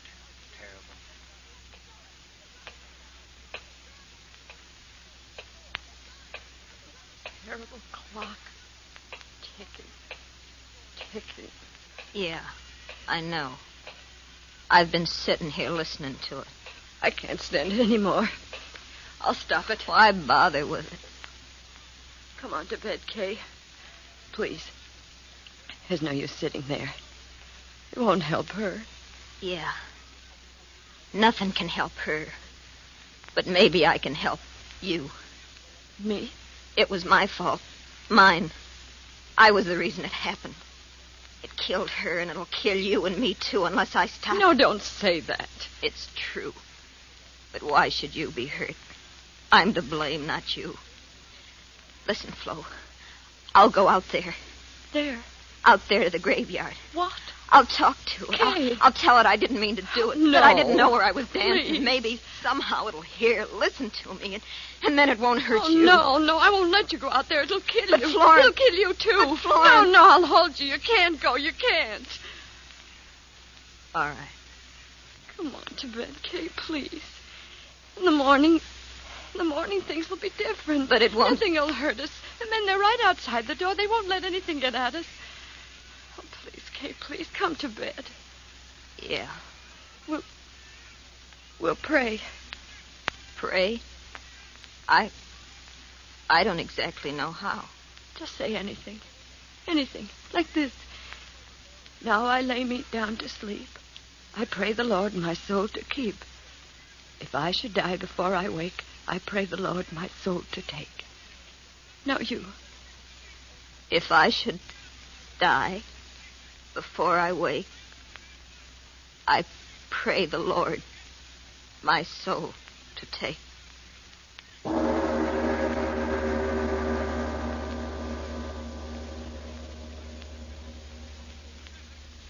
Kay? Kay, are you asleep? I can't sleep anymore. Kay, tomorrow, when it gets light and everything, do you think people will believe us? Do you think so, Kay? I'm not quite sure what happened. I always used to be so sure about things. And now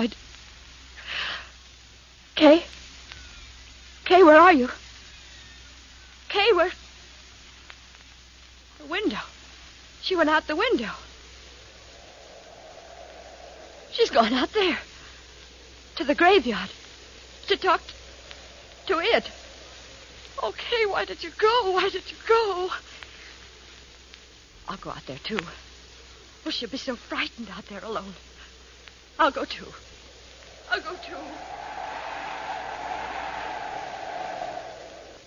Oh, so cold. Hands. Snow so sharp. Cutting my legs. Oh, why did you go out there, Kay? Why did you? I've got to find you. Wind. Oh, why doesn't the wind stop? Blow, blow, thou winter wind. Thou art not so unkind as...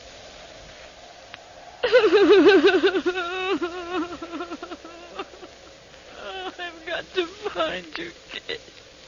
I've got to find you. It's snowing. I love snow. Edna didn't like snow. Where are you, Kay? Where are you? I've lost my way. I've lost the road. Where are you, Kay? Kay, where are... Oh, Kay. I heard you, Kay. I heard you. I'm coming to you, Kay. We'll talk to it. We'll talk to it together. We'll tell it we didn't mean any harm, won't we, Kay? Won't we? Poor Edna. We can't help her, Kay. We can't help Edna. But I'm coming to help you, Kay. I'm coming. I'm coming. Florence, here I am, Florence. Yes, I hear you. I hear you. I'm coming, darling. I'm coming to help. I'm coming to help you. I'm coming. I'm coming. I hear you. I hear you calling my name. I hear you. Yes. Here we are, Florence. This way, Florence. Here we are. Yes, I hear you. I hear you. Where are you? Where are you? This way. No!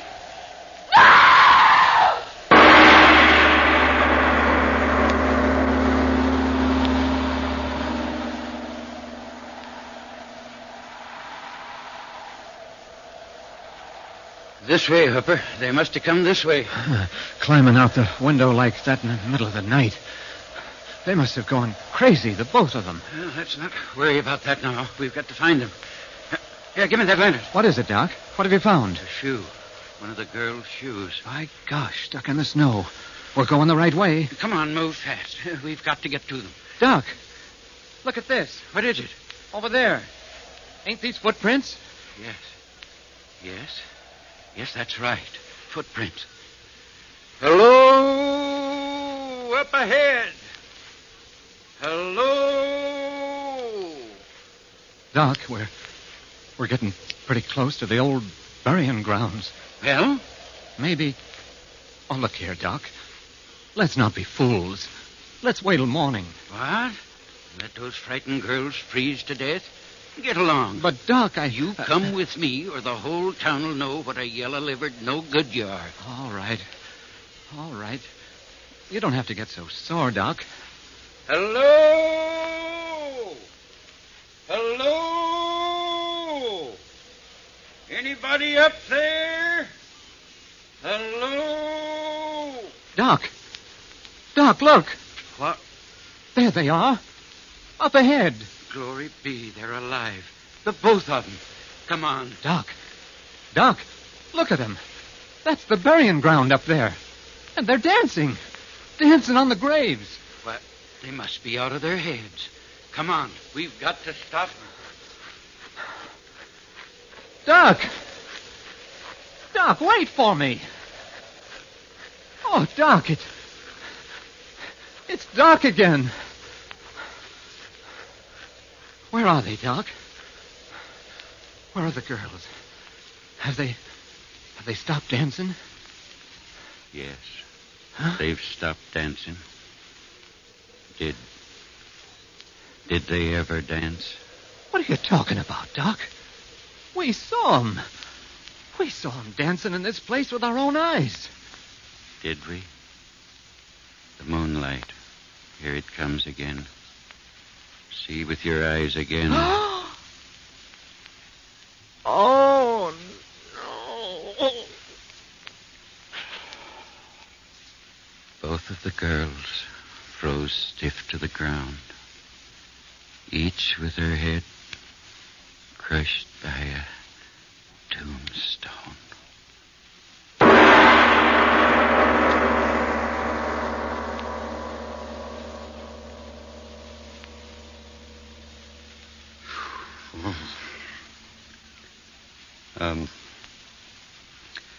Mr. Obler, would you mind telling me, whether there actually are such things as poltergeists? All I can tell you is this.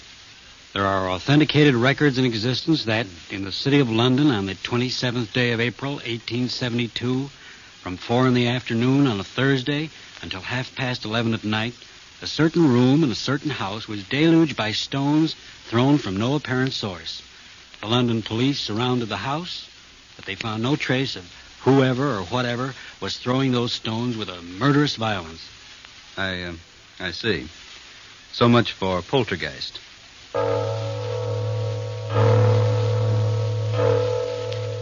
It is later than you think.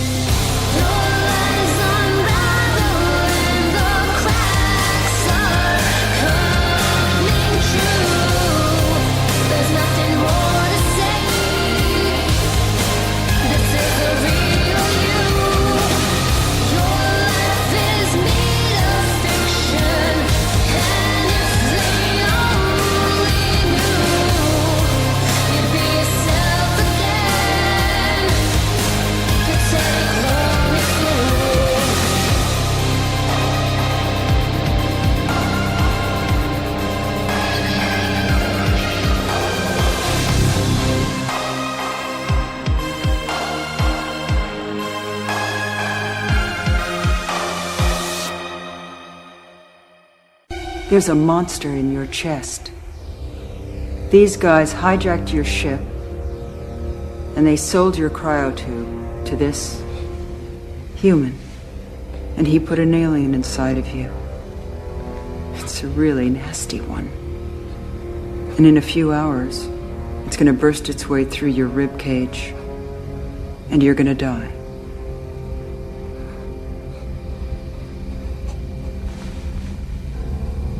Any questions? This is Luke and Wolf, and you're listening to EMZT Radio with your hosts, the Sinister Sisters. Sinister Sisters. Welcome to another Sinister Sisters. I'm Bane Hellborn with my sister, Scorpio Girl, and guest, Boom Dome.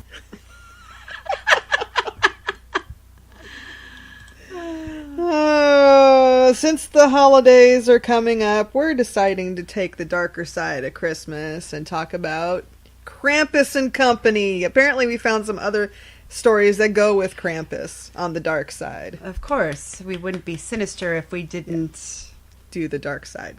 Yeah. Right? Okay, so you go factual. Krampus. Okay. What the hell is it? Well, Krampusnacht, or Krampus Night, is a celebration that dates back hundreds of years to Europe, where it was popular in Germany. It was suppressed for years, being forbidden at times by the Catholic Church, as well as by fascists in Europe during World War II. Interest in Krampusnacht and in Krampus, the character it deals with, has grown over the past century. There's been a resurgence in Germany, particularly in the states of Bulgaria, as well as in the Czech Republic, Austria, Hungary, and Slovenia. Popularity has also increased in the United States because of a movie. Several movies, but one particular. The day is based on Krampus, which is a mythical beast that is half demon and half goat, characteristically similar to some creatures in Greek mythology. It has fangs, horns, cowbells on its waist, and a switch made of birch sticks, meant for whipping naughty children. The harshness of its appearance is fitting, as Krampus comes from the German word Krampen, which means Claws. Claws. Oh, I just saw a picture of a kitty. According to folklore, on the evening of December 5th, Krampus punishes children who have been bad by whipping them with his switch. He then takes them to his lair. People have been dressing up in ways similar to Krampus for centuries. During the 15th and 16th century, masked devils were used at winter church plays. On Krampusnacht in modern times, men dress up in Krampus costumes made of sheepskin, and women sometimes dress up as a Nordic figure named Frau Birchta, which is you. You want to take on the reins on that one? Was once known as a goddess in Alpine paganism in the Upper German and Austrian regions of the Alps. Her name may mean the bright one. She's not so bright, actually. And it's probably related to the name Birchentag, meaning the Feast of the Epiphany. Jugendmacht provides an alternative etymology, attributing the origin of the name Birchta, or Bertha, to the Old High German verb pergen, meaning hidden or covered. Birchta is often identified as stemming from the same Germanic goddess as Holda, and other female figures of German folklore, such as Frigga, or Frigg. According to Jacob Grimm and Lotte Motz, Birchta is Holda's southern cousin or equivalent, as they both share the role of guardian of the beasts and appear during the 12 days of Christmas when they oversee spinning. And it's, she's also known as the leader of the Wild Hunt, and the hunt was comprised of elves, fairies, and demons running around and doing evil things. Seeing the hunt in passing was thought to be an omen, indicating great misfortune. Her physical attributes are much like Krampus, very beast-like, while others describe her as a tall, white-robed woman. Or she's very, very pretty. See, so sadly, this was the age before Instagram, so we have no selfies of her. And apparently what she does is she cuts open the children and stuffs garbage in them. Well, she, removes their organs and takes them with her and puts garbage and stones and... In the naughty children. In the naughty children. That's a dick move. Maybe they deserve it. But if you were good, she'd leave a piece of silver in the shoes of children and servants who were good that year. First of all, silver is deadly. Wait, no. Yeah, No, silver silver's is good. deadly. Silver coins. Quick fun fact.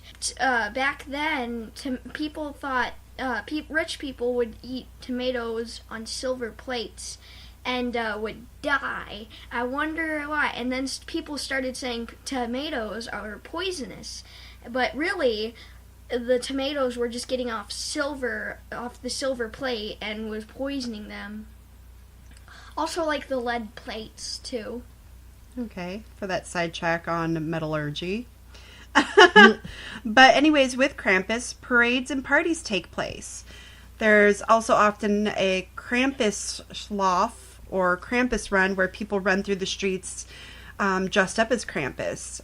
The day has become increasingly commercialized, and Krampus has, of course, appeared on cards and ornaments and books, graphic novels, TV shows, video games, and, of course, movies. And so, yeah, if you have a city or a state that holds these festivals, definitely check one out. Because it seems to be great fun. And I will contest to Germans know how to party. I went to one Oktoberfest, and those Germans know how to get down. There's also a Nicolastag, St. Nicholas Day. The same St. Nicholas whose Dutch name is Sinterklaas evolved from Santa Claus. Okay, what's his deal? He looks like a pope. In other words, it's time for presents for all the little girls and boys, that is, all the ones who haven't been beaten, damned, or drowned. What? Which is the day after Krampusnacht, so December 6th. Oh, so it's like a whole month of hell. Yeah. Krampus may be a monster, but he pals around with Santa. Originally, Krampus was a purely pagan creation, said to be son of hell from Norse mythology, but he got grafted into Christian tradition as sidekick of St. Nicholas, similar to figures of Zwarte Piet in the Netherlands and Knecht Ruprecht in Germany. Since the 17th century, the two have been linked in a sort of Christmas yin-yang, with Krampus as St. Nick's dark companion. Costume figures of the two traditionally visiting houses and businesses together on Krampusnacht. Santa goes with him on Krampusnacht. St. Nick brings the gifts and Krampus brings the pain. So, as a young child, Boom Doom, what are your thoughts on, would you be scared if this was really happening back in the day? Would you... Well, I'm lucky because... Well, the question is, would you be scared if you really had to live this type of festivals and traditions? No. You wouldn't be scared? I know you lying. He's lying. I know he would you're never lying. want to leave the house. I mean, if I were a kid and this was like the rule or the law of behave or else, yeah. I mean, I'd be scared to death of a demon-like goat man creature coming to whip me, and then a shape-shifting broad to slip my belly open and replace my organs with trash. Yeah. I mean, come on. Yeah. It'd be more of an incentive to be good, wouldn't it? I'm wondering how Jacob Grimm got a hold of this story. Well, I don't know. So there's several Krampus movies. There's top two that I've watched. There's Krampus, came out in 2015, about a boy who is having a bad Christmas, accidentally summons Krampus to his home because his family was not celebrating Christmas the way he'd like. And we know how that all turned out. And then there's a Christmas Horror Story, which came out on Netflix last year. And it's a Christmas anthology in this one town. All these little Christmas horror stories going on where Santa gets to fight Krampus in one episode. Oh, like a Freddy versus Jason? Yeah, this. Whoa, we didn't even see that. Where he's a slayer of evil. Did you watch that? Yes. Oh, was it awesome. good? It was awesome. Is it still on Netflix? No. Oh. Came out 2015, the same time as the Krampus movie. But It was really good. But if it says that Krampus and Santa palled around, why would Well, they were like yin and yang, so there was good cop, bad cop. Yeah. And I just found this little nugget. Krampus's grandfather is none other than Loki via Norse mythology. Well, yeah, Krampus is the son of Hel. Low-key man. Son of Hel, Hel, a goddess of night and darkness. Loki is the grandfather. Yep. Which we all know about Loki. Mischievous. To the point of killing people. Well, yeah, that is quite delicious. Yeah. Fun. He thinks so. You can do Google a list of Krampus movies. There's, of course, Krampus movies in other languages. Like there's a German one from 1969, Der Krampus. Ooh, what's that? I don't know. It doesn't say. There's a 2016 version I haven't seen, Krampus the Devil Returns. 5 years after the murder of his wife and disappearance of his daughter, former police officer Jeremy Duffin is brought back to help in the hunt for a Yuletide monster that punishes children that have been naughty. As the monster becomes more erratic and unpredictable, Jeremy learns the truth about the disappearance of his daughter and the fate that has been bestowed upon him by an unlikely source. Oh, I hear a family curse. Right. I mean, look at his lineage. Yeah. Krampus und Angelica, 1965. Whoa. I cannot pronounce these names. I probably can. Go for it. Elfriend, Arelm, Gerica. That's Chacalia Chacalia, Baxavanas. Ernst.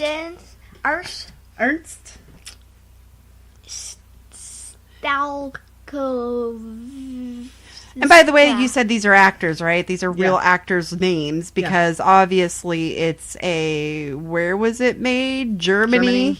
Yeah. I don't believe that. Or here's a fun one. It's a 7-minute short, a Visit from Krampus, 2015. What do magic mushrooms, Arctic shamans, and the pagan god Odin have to do with Santa Claus? A scary bedtime story on Christmas Eve leads to the worst night ever. 7 minutes. I want to watch that.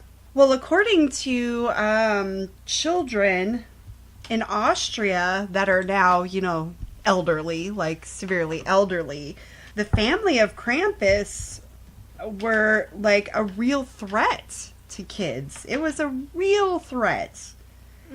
And just telling the stories of waiting in the darkness, terrified, hearing the clamor of strange voices coming from outside the window. I mean, the parents were messing with them. There was I think the Krampus was a perfect, forget if it was pagan, let alone the perfect revenge parental tool of all times. Yeah. I mean, take a happy holiday full of gift giving and presents and put a candy. fucking demon in it. And put a demon in it to make sure these bastards behave. Yeah. I don't believe in farmers, no, because I live in America. But yeah, even these kids were saying that some of their, family members, uncles, grandfathers, or whatever, would terrify them wholly and, dress up as Krampus and knock on the door. Yeah. Kids aren't going to know the difference because all they're seeing is scary masks Yeah. and sheep clothing and cowbells on the waist. Yeah. If you want to terrorize your children and make them never love you again, great idea. Oh, I found out that the reason why Krampus is carrying chains is because he's actually a slave to Saint Nick. He's Santa's slave? That's not what it showed in the Krampus movie, what he did with that chain. It was basically a lure, it had a hook and lure on it, so he can grab the kids. Yeah, no, this is saying that he was actually a slave to Saint Nick. What? According to Al Ridner, author of a book about Krampus, he says the popular belief about Krampus that he's punishing kids because that's what Krampus does is largely wrong.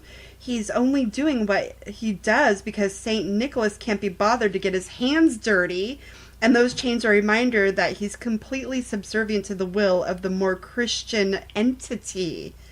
He's a reminder that you can't have good without evil, and maybe it's not his fault that he likes his job. Just like Dean, when Dean went to hell, didn't he like torturing people? Yeah. He spent 10 years doing it. Yep. Yeah. So maybe it's not his fault he likes it, because this is, what he was made for. This is what he was made for. Ooh, a backstory on Santa Claus. If you look at that face, I don't think the only way I would believe it is if his hands were on, the chains were on his hands, and he wasn't murdering children. No, but that's his job. But the only way I'll believe that piece of shit story is if there's chains on Krampus and a whip with Santa. There is chains on Krampus. No, I meant on his hands. Oh, no. Oh, no, because no, I don't believe it. It's his job to bring punishment. Well, he needs his hands to whip the kids and eat them, because that's the only thing that Krampus can eat is evil children with little black hearts. Why can't he go to hell and have a feast? Because Saint Nick needs a helper. What do you call that? A made man. Santa needs his made man, his right hand man. Santa can't touch that shit. No, he's the good one. He's the good guy. He's got a rep to uphold. Man, this is a great kind of twist. Oh my god. They need to make a movie where Krampus is the slave, and, Santa Claus is all being all ho ho ho, jolly jolly jolly, and then you turn around, he's like, you motherfucker, you're gonna go to this house, this little bastard's been... I would watch that movie. I would. I come to find out Santa's like watching from a crystal ball from afar, like Smithers? No. The boss from Simpsons. Excellent. Oh, right. Mr. Burns. Oh, wow. But it also says if a child wasn't quite palatable enough, he or she might be cast into a frozen lake or dragged to hell instead of being torn to pieces and eaten. Yeah, not good meat. But still, it was framed Throw it as away. Well, Throw there it we away. go. So, throw it the door. Yeah. Throw it away. So that means that some innocent children were taken by hearsay. Maybe parents can afford that little bother. What a conspiracy! We've got a Christmas conspiracy now. If Yeah, that we do. was real, I mean, this is the only one. Apparently, there's one book about it by Al Ridner. One book, one man, one asshole who beats children. One slaved asshole. Oh yeah, so you know what that makes? That makes Krampus the sympathetic victim now. He's a victim. No. Ooh, here's another theory. What if Krampus is the original elf on the shelf? What the fuck? Oh man. How about that theory? Oh. Because the elf on the shelf is pretty, mischievous. Mm-hmm. So maybe he was the original elf on the shelf that just, Now he's putting chains like and Pinocchio. he's Santa's bitch. Like Pinocchio, maybe Santa wanted a real boy. We could just get deeper and deeper and deeper. Oh, man. What do you think about that, Boom Doom? He was the original elf on the shelf. Then he became Santa's bitch. Ooh, we need to dig and find to see. I wasn't able to find to see, but the correlation of how did that happen? Yo, then if children figured out that Krampus was elf on the shelf until Christmas comes around or whatever, yo, you're gonna find that elf on the shelf one day ripped to shit with a knife right next to it. Or burned alive. You know what? These parents were sadistic, because I'm also finding out that in a book, they do what? A cultural encyclopedia of extraordinary and exotic customs from around the world. Kind of need to get this book now. But many homes had a constant reminder of Krampus all-seeing presence. Parents would exchange bundles of birch sticks painted gold and hang them up at homes. Huh. And, yo, that's pretty sadistic. Very sadistic. So, what we learned about Frau Perchta or Bertha or whatever, she doesn't have a counterpoint because she's both good and bad at once. She could multitask. Yeah. Well, technically, that's what Santa's supposed to do. He puts coal in the bad kids' stockings and presents, or he gives them presents for the good ones. Yeah, but according to our newfound theory we found, he needs Krampus to do the good and evil because coal, ooh, I got a lump of coal. Back then, coal was probably pretty valuable because of the fuel. fire and fuel. Yeah. So it's not really a bad gift, really. If you're poor, you're like, holy shit, we got fuel, we got fire. But so he needed But then that. back then, it wasn't coal, it'd be rocks, because rocks you can't do shit with. Well, it's always been coal. I've never seen Santa give out, or stories of Santa giving out it's always been coal. So it's not really a bad gift for back then.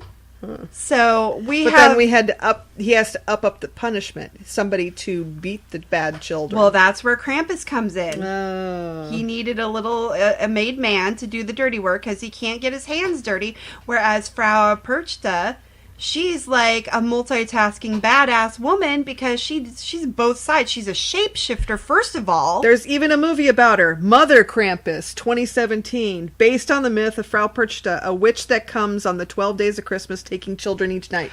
Hello! All right, okay. Now we got to see that movie. Now we got to you see that. did, but you stopped watching it. But, oh yeah, that's on Hulu. Oh, okay. Let's watch it then. So that's pretty interesting how the woman, not to sound all feminist, because that's just going to take it to a twisted kind of... Yeah. But she's a shapeshifter. She does both good and evil. Because she's a witch. Well, that's what witches do. So she's not really mythology and Christianity. She's a witch. She's a witch. Burn it's the all witch. pagan. Burn the witch. Oh, if a kid woke up one night and saw that and grabbed a torch, oh... And she wasn't even made popular until folklorist Jacob Grimm got a hold of her. Mm-hmm. Or got a hold of the story, I should say. Yeah, got a hold of the story. Yeah. They should make a movie where the kids finally get a win. Just one special... They did. It was called Lord of the Flies. That wasn't a Christmas special, Bane. That was something you were forced to read in high school. And then look at the kid next to you and be like, I can so kill you right now. Okay, it was also Children of the Corn. Again, not a Christmas special. Well, did it involve Krampus? No, it didn't even involve Christmas. That's where the kids won. They killed all the adults. No, he's talking about during Christmas. Like, kids need a win because it's like either they behave and they get rewarded, or they die. There's no extreme. I mean, there's like just 0 to 60, and like. I'm saying, that's. Okay, go ahead. Sorry. They should make a movie where it's like 3 kids, one bastard who beats them, and one night where they end him, where like.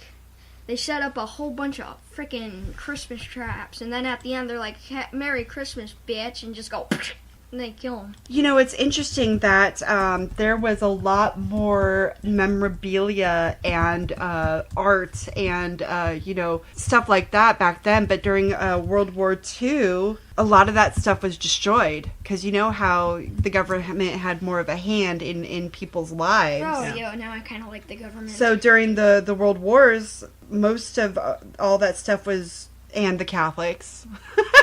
The Catholics ruin everything. And that's one thing. And they stole everything. Yeah, they stole everything and they ruined everything. Yeah. But yeah, could you imagine a museum of just Krampus? Ooh. Or not only Krampus, but all the dark spirits of Christmas. Then they just have a freaking plastic model of a freaking gas. I mean, there's nothing of Krampus anyone's ever found, I think.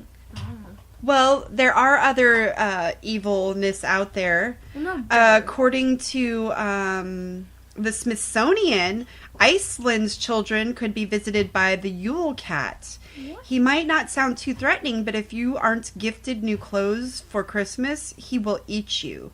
What? That's seriously his only criteria for Christmas noms. It's a good way to get kids to appreciate their new socks and underwear. But for those families who can't afford new clothes, it's probably a downright terrifying season. I mean, could you imagine if you're poor and the population control right there? Yeah. I wonder if there was some sort of hidden conspiracy back then with this and kids actually missing or mass murders. Mm-hmm. Could you imagine if that was really a conspiracy People right there? are stupid because some guy, some random person could just be like, oh, I'm really good at murdering. I'm going to start this now. No, it might come down to, back in the old days where these stories originated from, they were in a lot more danger of the wildlife. Wolves will take children. No, I just think over and all sorts of big animals wherever they lived would take off young children because they were easy prey. So I just think back then there was more of trying to behave a population. Children. It was way more important to behave a whole population or a whole community or a whole city. That was like the most important thing of a civilization, was to make sure your people were behaving. But I'm kind of curious now that I'm thinking about it.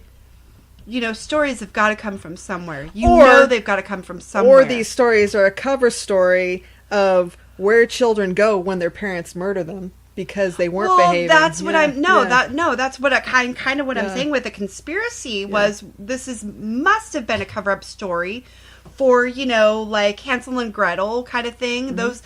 These must have been cover stories, especially Krampus and all these during Christmas time, where money is tight for a lot of people, and a lot of people can't afford these lavish Christmases, or they can't afford to feed so these many children. Kids.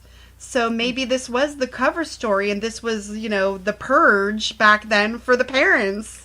Wow. I'm just thinking here. I'm just throwing it out here. My mind gets twisted like that. But then they had a whole month to do this. They didn't have just one night. They had 12 nights or more to do this. Well, I did find where, if Krampus, if you weren't palatable to Krampus, which means maybe you weren't such a bad kid, right? Just killing the littlest person for I'm thinking, the story's got to come from something, but of course, when fact becomes legend, print the legend, because it's much more fascinating. Yeah. Let's see who else has got something. Oh, can't forget about the hugely controversial Zwarte Piet, the Black Pete. You just have to take something special and ruin it. It's a character is a pretty horrifying excuse to get all covered in blackface, but this original story is pretty bad too. National Geographic says he was likely inspired by pre-19th century slavery, and as late as the 20th century, he traveled with Sinterklaas? I don't know. No, Sinterklaas. Sinterklaas kidnapped the naughty kids and spirited them off to Spain, of all places. Mm-hmm. Krampus might be terrifying, but at least he's not uncomfortably racist. Right? Yeah. Well, at least he didn't kill him.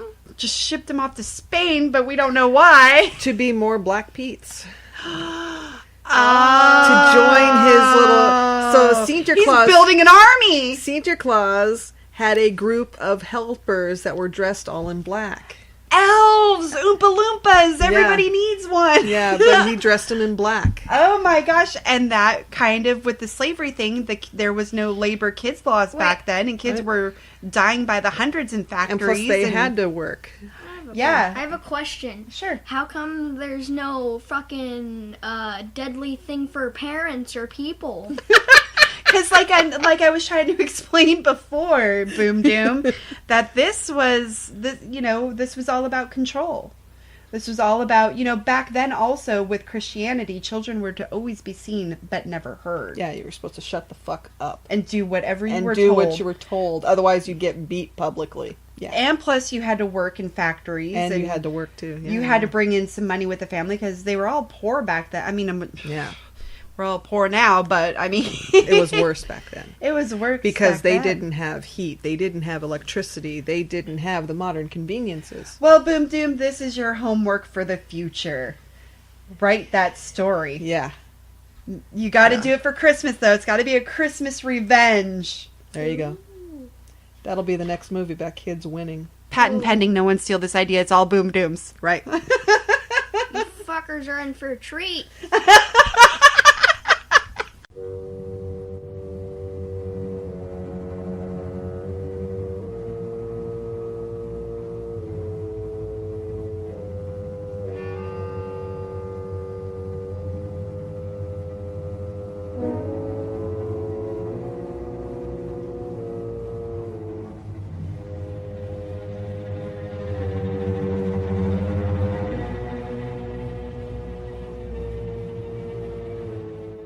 And that wraps up another episode of EMZT Radio. Thank you, Scorpio Girl, for sitting in again. Of course. I've got to, stick it out for those 2 listeners that like me. We got solidarity, man. Yeah. I do it for you, too. Yeah. Please check out all the links on our Podbean page. Give to our friends. Give to us if you can spare some.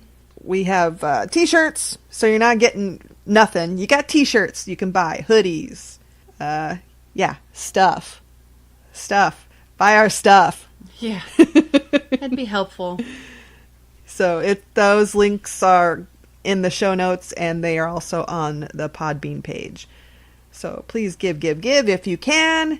Have a safe holiday. Keep listening. Keep listening to us. Don't do anything stupid.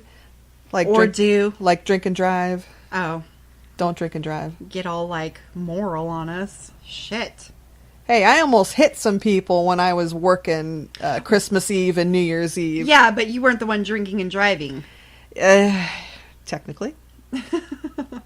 How come it was at those house parties, they won't let me leave until I had to take a shot? And then I had to take a shot.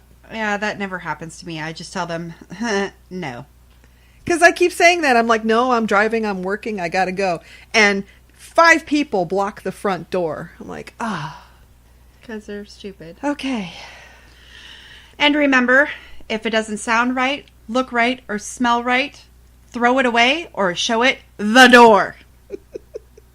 And stay tuned for another episode of EMZT Radio. I mean, there was this big bright white light at the end of a long tunnel, right? And there were all these chicks' voices and that music. So what happened? I figured, fuck it. I mean, it was really far.